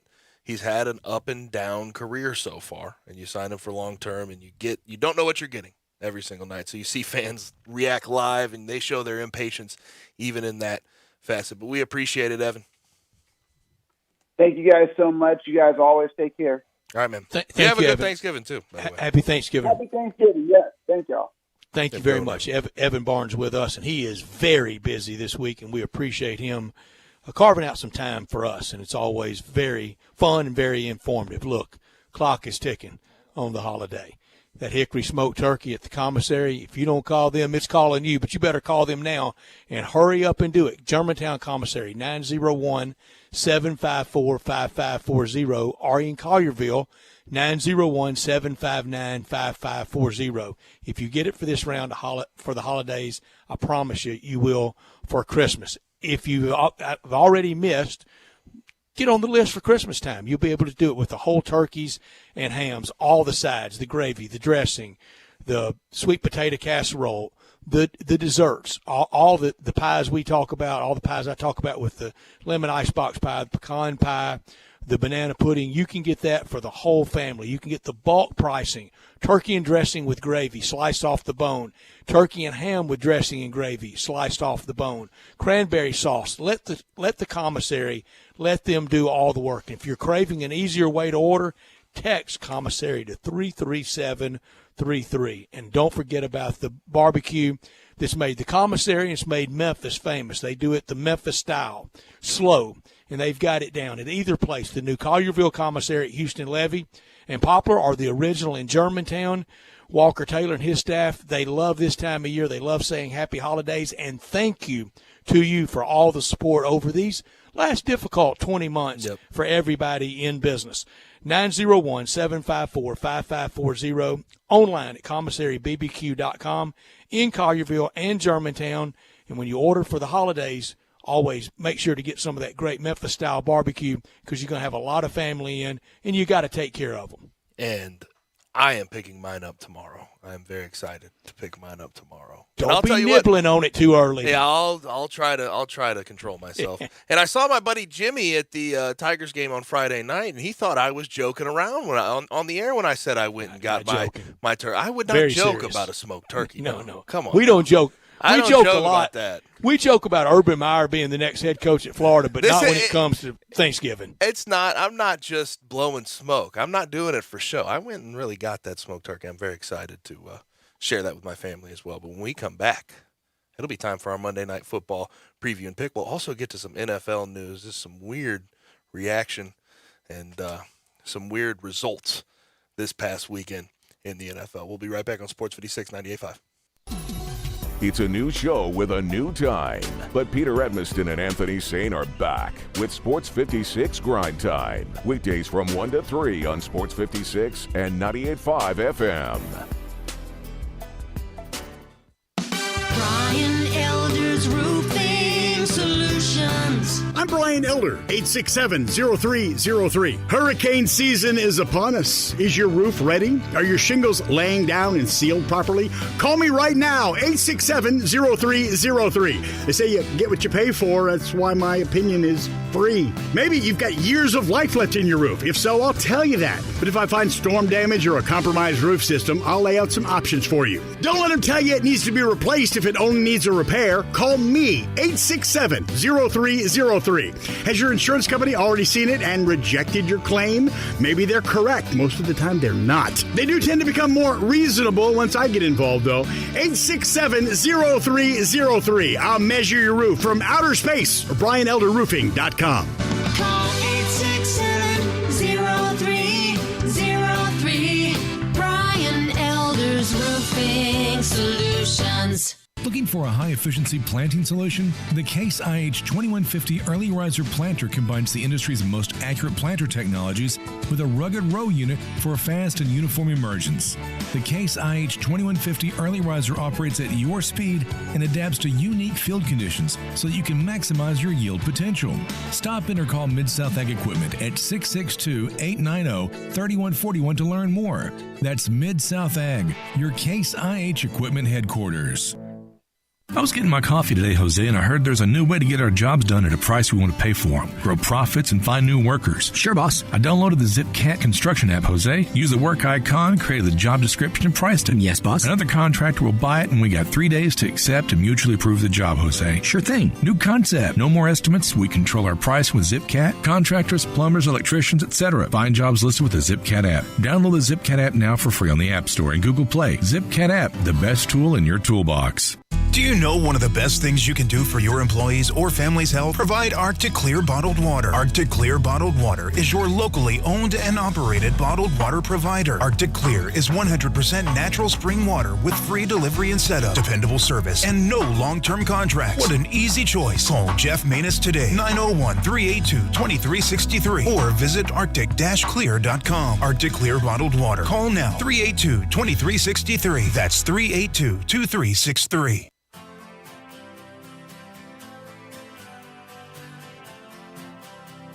Now, back to Sports Time on Sports 56. This hour is brought to you by DeSoto Auto Sales. Here once again are Brett Norsworthy and Gabe Kuhn. I've got a bunch of texts on the AutoZone listener line, 901-360-8255. Before we get to our Monday Night Football preview, Giants at Bucks. Bucks are 11-point favorites in that one. Here's a text on Dan Mullen. I honestly don't think Mullen will ever be a major Power 5 head coach again. Poor attitude, poor recruiting. Agreed. I can't disagree with it. He does need an attitude shift, especially on recruiting, if he's going to get back into the major Power 5 head coaching again. But you think he can still make it lower Power 5? I don't know. If he'd want to. He did such a great job at State, but that was on the build up.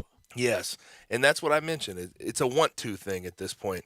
Gus Malzahn at UCF, Dana Holgorsen at Houston. Can you be like when you get to the top of the mountain, when you finally get that dream job, which was Florida for Dan Mullen, can you replicate the work ethic you had on the way up? And it usually my friend used to know couldn't at Ole Miss. His dream job was Arkansas. He got to the mountaintop with them. He had 2 good years and 2 not good years. Someone asks, what happens if Alabama beats Georgia in the SEC championship? That means you have 2 SEC teams in the college football playoff. That's a guarantee. Who would be the 1 seed? Ooh, that's a good question. I would say Bama. Because Bama's going to be number 2 by the time they play that game, unless they lose to Auburn. If he wins it all this year, he's absolutely stealing one. I will trust Nick Saban in a 1-game situation against anyone, but it seems tough for that Alabama team to match up with Georgia this year. It's what I mentioned last week. The week of that game, he spends 0 time thinking about that former assistant on his staff. Yep. That former assistant on his staff grinding all week. The last thing he thinks about when his eyes shut at night is Nick Saban standing on that other side. Somebody says, who do you think are the top Liberty Bowl candidates from the SEC? You're looking at, let's see, Tennessee, Mizzou, South Carolina. If Florida gets bowl eligible, they could be there. Auburn potentially. Auburn. And yes. Auburn hadn't been in the AutoZone Liberty Bowl since the 84 game with Bo Jackson. Let me think about this. Auburn, a very special place in AutoZone Liberty Bowl history, is they were in the very first game after Mr. Bud Dudley moved the game to Memphis and to the South, and they played Ole Miss. There's a whole lot in '65, but there's a whole lot of teams that are eligible that could be on the doorstep. It's very fluid. Yes, and Arkansas, I guess, could too. If they lost to Mizzou, they could. Yes.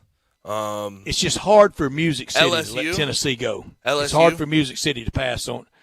If they beat A&M? Maybe. LSU hadn't been here in a long time. Florida's never been. Mm-hmm. So, good options, regardless of the situation. Real good options. Really good options. Keith says, Rebels are in a New Year's Six Bowl. Don't jump the gun. Not yet. I think they're pretty dang close, yes. I think so. Remember, went to the Sugar Bowl in the 2015 season, going 9-3 in the regular season. Gabe, you and the Tigers, y'all put it on Ole Miss that year. They still went to the Sugar Bowl and won. Let's get a look here. If they lose Mississippi State, you think they're still there? Potentially. If Alabama beat Georgia, then yes, because the Sugar Bowl would need and then A&M, their SEC A&M's rep. still there. A&M's still around. And A&M beat LSU. They're 9-3. Kentucky's kind of still around. Kind of. Not really, though. Now, at worst, from what I'm told, will be Citrus Bowl in Orlando. Okay. And that's a really good bowl game. Right. If you'd told me that in the preseason, I would have signed up. And we have a text here from Brad on SEC officiating, and I'm going to start, before I read this, I'm going to say every single conference, every team, everyone in America has a problem with officiating. Everybody. SEC, the ACC tells the SEC, well, you've never seen ACC officials. The Conference USA tells the ACC, well, you've never seen Conference USA officials. It's the hardest job in has sports. Issues with officiating. But Brad says, starting with the Memphis, Mississippi State, Auburn, Penn State week, SEC officiating, what is going on? Don't know if you saw Arkansas, Bama, and not blaming loss because he is a Hog fan. But for the officials to call for replay on an Arkansas TD when he's clearly in and Bama's final TD not being under review, CBS was going off on them. It's going to be a great SEC championship game, but maybe they need outside referees. That's my idea. It's my idea for them. It's my idea for their own sake is maybe all the guys that are SEC refs, they do the next year they do Big 12 and vice versa. I don't think there's a single SEC ref that has a thumb on the scale. They're not trying. They may make mistakes because they're human beings, but they're not trying to get at somebody. But when you have a former Alabama quarterback, now he does not do Alabama games, but when you have him out there doing games as the referee, as the white cap, it's a little weird. It puts him in a tough spot. Yep. I mean, you're not ever taking that Bama out of him. Now he's not going to do anything to throw a game. He's not. He's a really good man. But you're putting him in a tough spot. You're putting referees that send children to school at Auburn, to send children to school at Ole Miss. You're putting somebody that lives in Oxford that does not do Ole Miss games, does not do Mississippi State games, but you're putting him in a tough spot for his life to have to go call those games. I think you got to have weird. A clean slate. Yes. But again, when we're talking about, I agree with your sentiment on that particular official. But every conference in America has a refereeing issue. I don't know if you go and you get other referees to come do the SEC championship game, you're going to have issues with them if they make a bad call. And also, what conference you're going to go get them from? Who's the magic conference that has the best TVs referees? Are so good, the replays are so good, and the game is played at such a warp speed. They're having to call that game real time, not on that super high def slow mo, and the jumbotrons in the stadiums. And these game ops people, they know when to cue up that close call to try to tilt kind of public persuasion. Now, a couple of things in the NFL before we get to our Monday Night Football preview and our pick and our top 4 defensive players. Well, for the Giants, it'll be 5 through 8 because we've already done top 4 earlier this season. Titans lose to the Texans 22-13. I know the Titans were due, but dang. You look at the losses this year for the Titans. Tannehill was a mess. They're doubling A.J. Brown now. 4 picks for Tannehill. That's the reason they lost the game. There's no question about it. No Derrick Henry. The losses, Texans, Jets, and the Cardinals by 20 in the first game of the year. But they have some good wins, some quality wins on that schedule. And it's bizarre to see where they're at right now. But they do have to. That was a big win for David Culley back home in the Nashville area. Going into the game against the Texans, Titans had 20 players on IR. And so far this season, they've dressed 82 players. That's first in the NFL. They've had a tough year. The fact that they're at 8-3, pretty impressive in itself, but that was a nasty loss to the Texans. We mentioned the Colts hammered the Bills 41-15 for a scorigami score. We've had a lot of those this year. Jonathan Taylor, 32 rushes, 185, 4 TDs. Then he had 3 catches, 19 yards, 5 total TDs in that game. Colts 6-5 right now. They're in the hunt, and they are looking better and stronger as the year goes on. Cam Newton made his triumphant return against the Washington football team. His former coach, Ron Rivera, 21 for 27, 189, 2 TDs. It wasn't on Cam Newton. He played well. 46 rush yards and a TD in his return. They lost. And a pretty to the throw Washington for a football touchdown team. to Christian McCaffrey. Yes, I agree with that. That Washington football team's playing a little better right now. They need to, if they were to. Did we write them in Kansas City off too soon? Kansas City, yes. Them, no. They need to get healthy on the defensive side of the ball, but if they get a worthwhile quarterback in there, and I'm not taking anything away from Taylor Heinicke. He's been fine this year. But we kind of are. But if they get a worthwhile quarterback in there, that team could be solid. And I like Ron Rivera. I think he's a good coach. But until that happens, I don't think they're Washington and the Steelers, they're taking scary. Quarterbacks in the first round next year, aren't they? I'd imagine next so. spring. I'd imagine so. Might be the only 2 quarterbacks taken. Or Steelers go get Aaron Rodgers. That's what everybody wants. Everybody in Pittsburgh wants that. I'll tell you that. I bet they do. I'd want that too. Also, Chiefs beat the Cowboys 19-9. Kansas City defense cost us a group lock too. Yep, Kansas City defense is the story here. They started bowing up, and obviously the Cowboys struggled. Dak was not great, but points allowed in the last 3 for Kansas City: 7, 14, and then 9 against the Cowboys. Defense is playing good at the right time. They're 7-4, and they have a chance to go be the number 1 seed in the AFC. We definitely wrote them off too early. That defensive line for Kansas City dominated that game. Yes, and Chris Jones showing up when it matters. When it matters. And Gabe, on National Signing Day that year, and to a lot of Mississippi State fans, they said this then, and they are right now. That was the same national signing day that Ole Miss signed Robert Kimdichie. Okay, real question. What do Ole Miss fans feel about Robert Kimdichie, though, as a player? When he was on the field, healthy, did they like him as a player? Yes. Thank you for your years there. I just thought his NFL career would be much different than this. And many Mississippi State fans were saying the better of the two on that signing day was Chris Jones from Houston, Mississippi, and not the number one player in the country, Robert Kimdichie, the 5-star. Yep, and they also, were right. Also, Vikings beat the Packers 34-31 on a last-second Greg Joseph field goal. That way, not a very surprising result necessarily. They were. Well, it wasn't surprising to me since I had the Vikings. They were 2.5 winning 19-17. Yeah, and both you and Bryant had the Packers, so no surprise to me. As I went 4-2 in the NFL, as long as and Kirk you and Bryant went 2-4. Yeah, I went 4-8 this week on all my picks. Not great.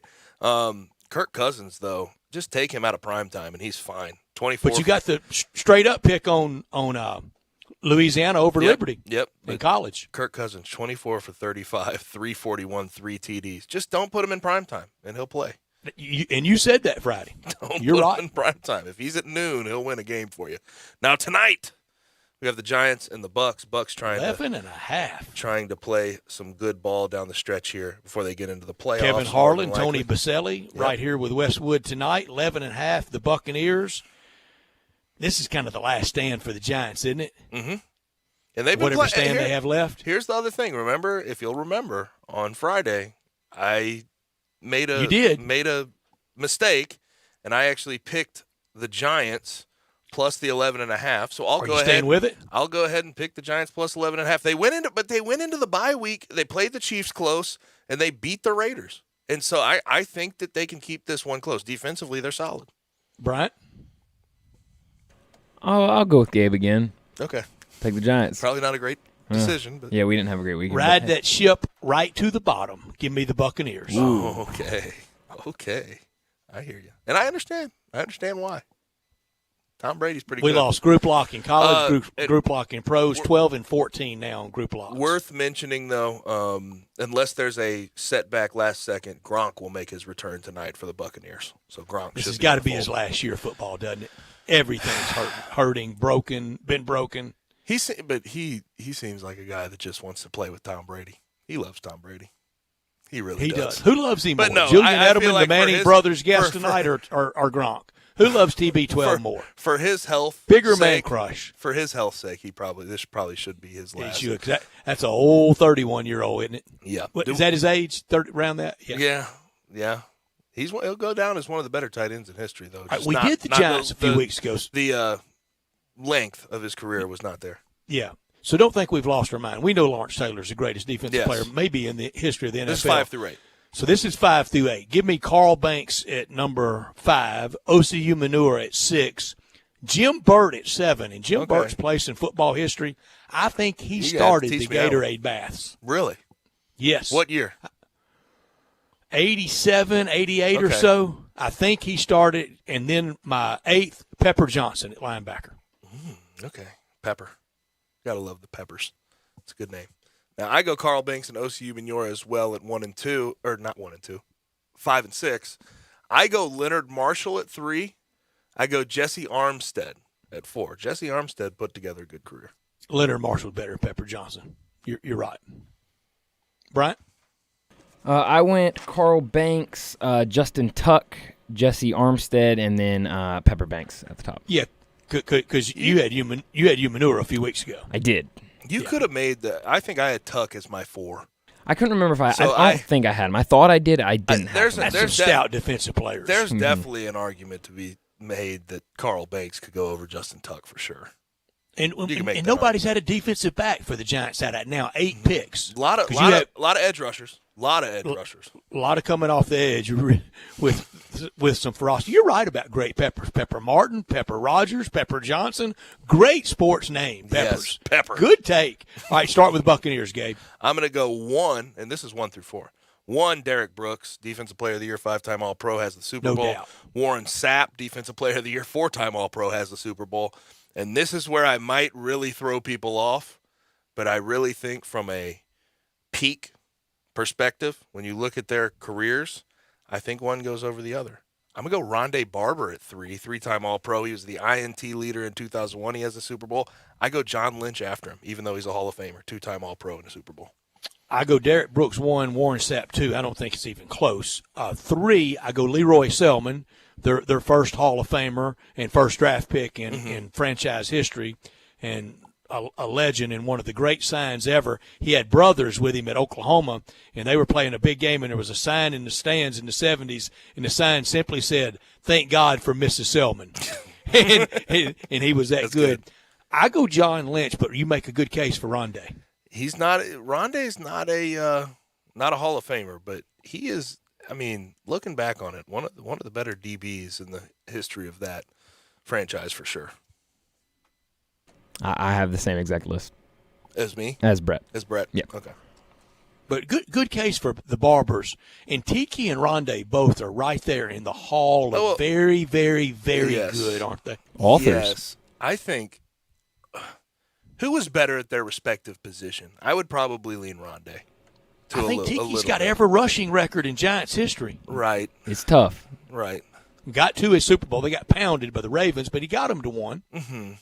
And Rondé won one. Rondé was a stud there. I think he was underrated for a lot of his career, though. You know what? I'd probably say Tiki. Probably Tiki's the better one, and he was at a more he could show off a little more at his position than Rondé could. But Tiki had the fumble issues early in his career. He was struggling with fumbles, but those Giants teams were really good at UVA too, and they had the big upset in college. They were the first ACC team to beat Bobby Bowden and FSU after they came into the league. So Brett goes minus the 11.5 for Tampa Bay, and Brian and I have plus 11.5. We're taking the Giants. It's a lot of points in an NFL game, isn't it? Yeah, it is. That's why and it grew. It grew over the weekend when we were looking at this line. It was 10.5 before today. When we come back, though, it'll officially be time for Taco Bell Crunch Time. We'll put a wrap on this Monday edition of Sports Time on Sports 56 with Gabe and Stats. Hi, everyone. This is Greg Gaston. After 16-plus years coming to you during the midday hours, Eli Savoy and I have moved to the morning drive. You can join us weekdays from 7 to 10 a.m. for the all-new Sports 56 mornings, only on Sports 56 and 98.5 FM. Whether it's Miramichi, Cherokee, Galloway, or any of the numerous courses around town, you'll find me, Sheldon Rosengarten, with Marks Bensdorf Realtors, stinking up the course, because I've been known as the worst golfer in town. But along with that tag, people often say that when it comes to selling homes, when you want the job done, call Shell Done. Yes, I spend most of my time making sure my clients get the absolute best and most successful strategic marketing program. Darn it, I hate hitting triple bogeys, but I'd rather be making my clients more for their homes quicker. And who else is going to tell you that if you're thinking of selling, talk to 2 to 3 real estate brokers, but make sure that Shell Dunn is one of them. Remember this, write it down. You can reach me, Shell Dunn Rosengarten, at memphisrelocate.com or 4830546. That's memphisrelocate.com or 4830546. Do it now.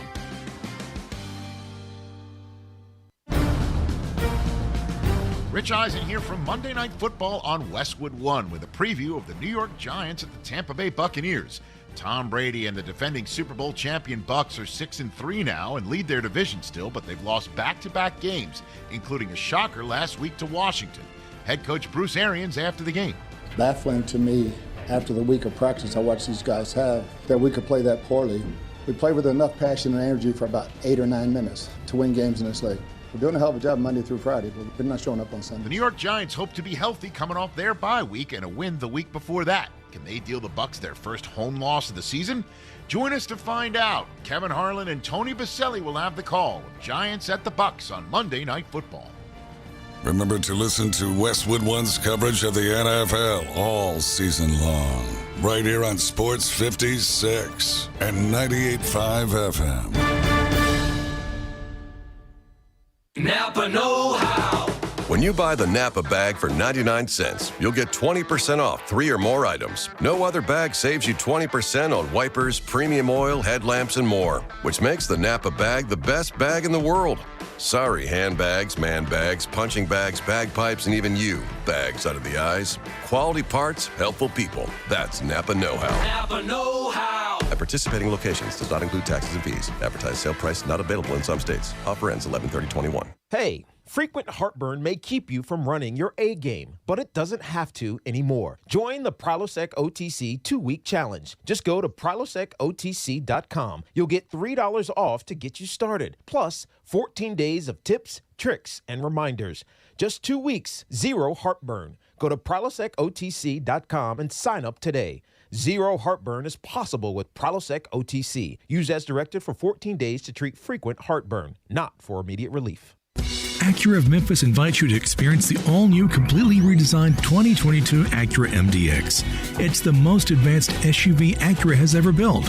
Experience the convenience of full connectivity, including built-in Alexa, Wi-Fi hotspot, and wireless charging. From the stunning interior, complete with third-row seating.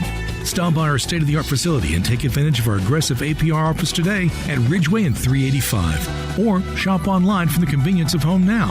Visit AcuraofMemphis.com. Action247.com is your Tennessee sportsbook for same-day pay. Action247.com. Local, legal. A sportsbook by Tennesseans for Tennesseans. Win a little or win a lot. Action247 has same-day pay. The other guys make you wait for your winnings. No more waiting with Action247 same-day pay. Visit us online at Action247.com. Local, legal. Action247. You got action. Problem gambling? Call 1-800-889-9789.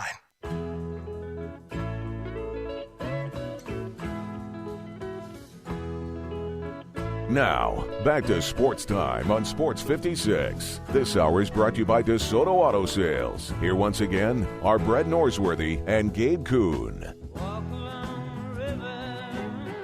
Back in to wrap up this Monday edition.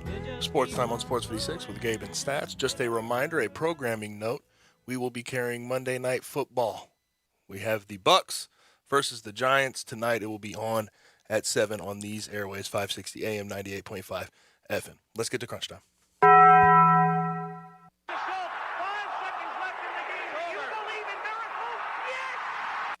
crazy, folks! Go crazy! This is for all the biggest crunch time. You are looking live. In your life have you seen anything like that? Goodbye! Hello, Haskins. It's obviously crunch time. Hammer, nail, coffin, this baby is over. Looking for something new at Taco Bell? Try the original tacos meets the instant classic, nacho fries. There's bound to be some magic. Nacho fries are essentially building blocks for culinary imagination. Slightly seasoned, go with bold spices. Warm nacho cheese and sour cream, loaded taco fries are covered with seasoned beef, nacho cheese sauce, ranch, tomato, and shredded cheese. In short, the legend of nacho fries lives on. What I learned today, and this is from Brian Dacus, I didn't know that the Barber brothers were authors. He made sure I had to know that. Children authors, yes. Children authors. Did not know that. What books? Do you know what the books are? No, I read them. I couldn't tell you the names of them, though. And also, my final pick on who was better, I take Rondé. I take Rondé all day. Rondé was a better player than Tiki. I take Tiki. He's tight with T.J. Reeves, and he was really nice to me at a Super Bowl in Houston. Okay, but I'm going to go ahead and tell you, LeBron and Isaiah Stewart, this thing is coming to a head. This is kind of ugly. Didn't it? Yeah, but Isaiah Stewart, I mean, went crazy. For all of the going crazy, you had LeBron right in your face there at the beginning. Not trying to say I wanted him to do something, but if you wanted to do something, you could have taken your chance right there. Right in front of him. He was hold me back, huh? But he did. Boy, they barely could. Yes, but 2-game suspension for Isaiah Stewart, 1-game suspension for LeBron James are the official penalties handed down by the NBA. Blood everywhere, wasn't it? Yeah. I mean, it sort of started leaking. He had stitches, Isaiah Stewart, over his eye. So it was not a good situation at all. It looked like he wanted to start Malice in the Palace too. That was not great. It didn't get close to that. That was unbelievable. I remember that Friday night well and where I was when it was breaking news that it had gone down. I learned today that you would take USC. David Cobb would take USC. Give me LSU over USC in Florida anytime. For this reason, mostly the last 3 coaches at LSU have won national championships. 2 of them utter dopes in Ed Orgeron and Les Miles. And also this. the de-emphasizing of football in California. They're never de-emphasizing it in Louisiana. That's true. That's true. But LA's a place where you can recruit. Big town. You can recruit pretty well in LA if you do it the right way. What I could have done without, and I've been talking about this, Luke Walton finally fired in Sacramento, 68-93 in sack. It was time, and they had all of the theatrics around going to fire him, when they were going to fire him. They finally got it done. And also this, Matt Nagy, it's actually being reported by Jordan Schultz that a number of Bears players want Matt Nagy gone. They say he's lost some of the locker room last season, but now it's completely gone. So they'll win out. Yeah, it looks like Matt Nagy. It's easy to fire one coach than fire 53 football players. Yep, looks like Matt Nagy's about done. Gabe, good take on the Sacramento situation. It now makes Taylor Jenkins, I think, 10th in NBA seniority in current job. And with the firing of Dan Mullen, it may not be for long, but that makes Lane Kiffin 5th in SEC seniority at Ole Miss. 5th. How old is he? Well, he's been there 2 years in current seniority. Okay, I thought you were talking about age. No, okay, in tenure in job. Tenure. Okay, understood. Taylor Jenkins 10th in the NBA with that firing, and Lane Kiffin 5th in the SEC. They churn them out quick in the NBA. They do, almost hockey-esque. You better get hockey it going. Will fire you. Could wrong color shirt. Or you're out. What we're looking forward to tonight: Grizzlies at Jazz. Hopefully, they can at least be competitive. Me texting y'all when the Pepperdine Fresno game tips. Do it. I'll San text Juan you when it's Capistrano. over. 16 hours of college basketball today. Are you going to be staying up for the midnight one? That's when I'm going to be texting you. Okay, I doubt it. I'll text both of y'all when it's over. I'll give y'all the final score. Grizzlies, Jazz, anybody? You know, next year. Don't forget this, Gabe. Next year we do Grizzlies bankroll game by game, like we're doing Tigers. That's gonna be how many? Do we might even do it starting after the All-Star break. We get 10,000 for that. $1 million. Let's why stop? Yeah. That's all we have for today. Thanks for joining us. Thank you to David Cobb and Evan Barnes for their contributions to the show. Tomorrow we'll have Greg Gass and Brent Beard, still waiting on an answer for Drew Hill, but we will also have Bo Marchant. Have a good rest of your night. We'll holler at you tomorrow at 3.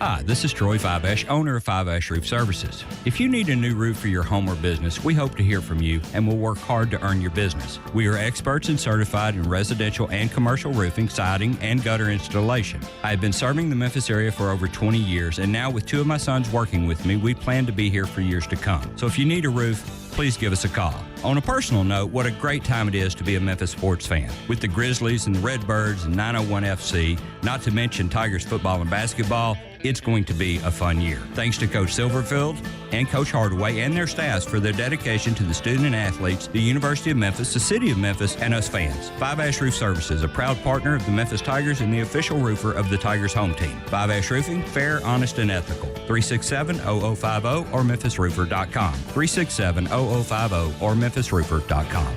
Five Ash Roofing, it's what we do. We're here for you.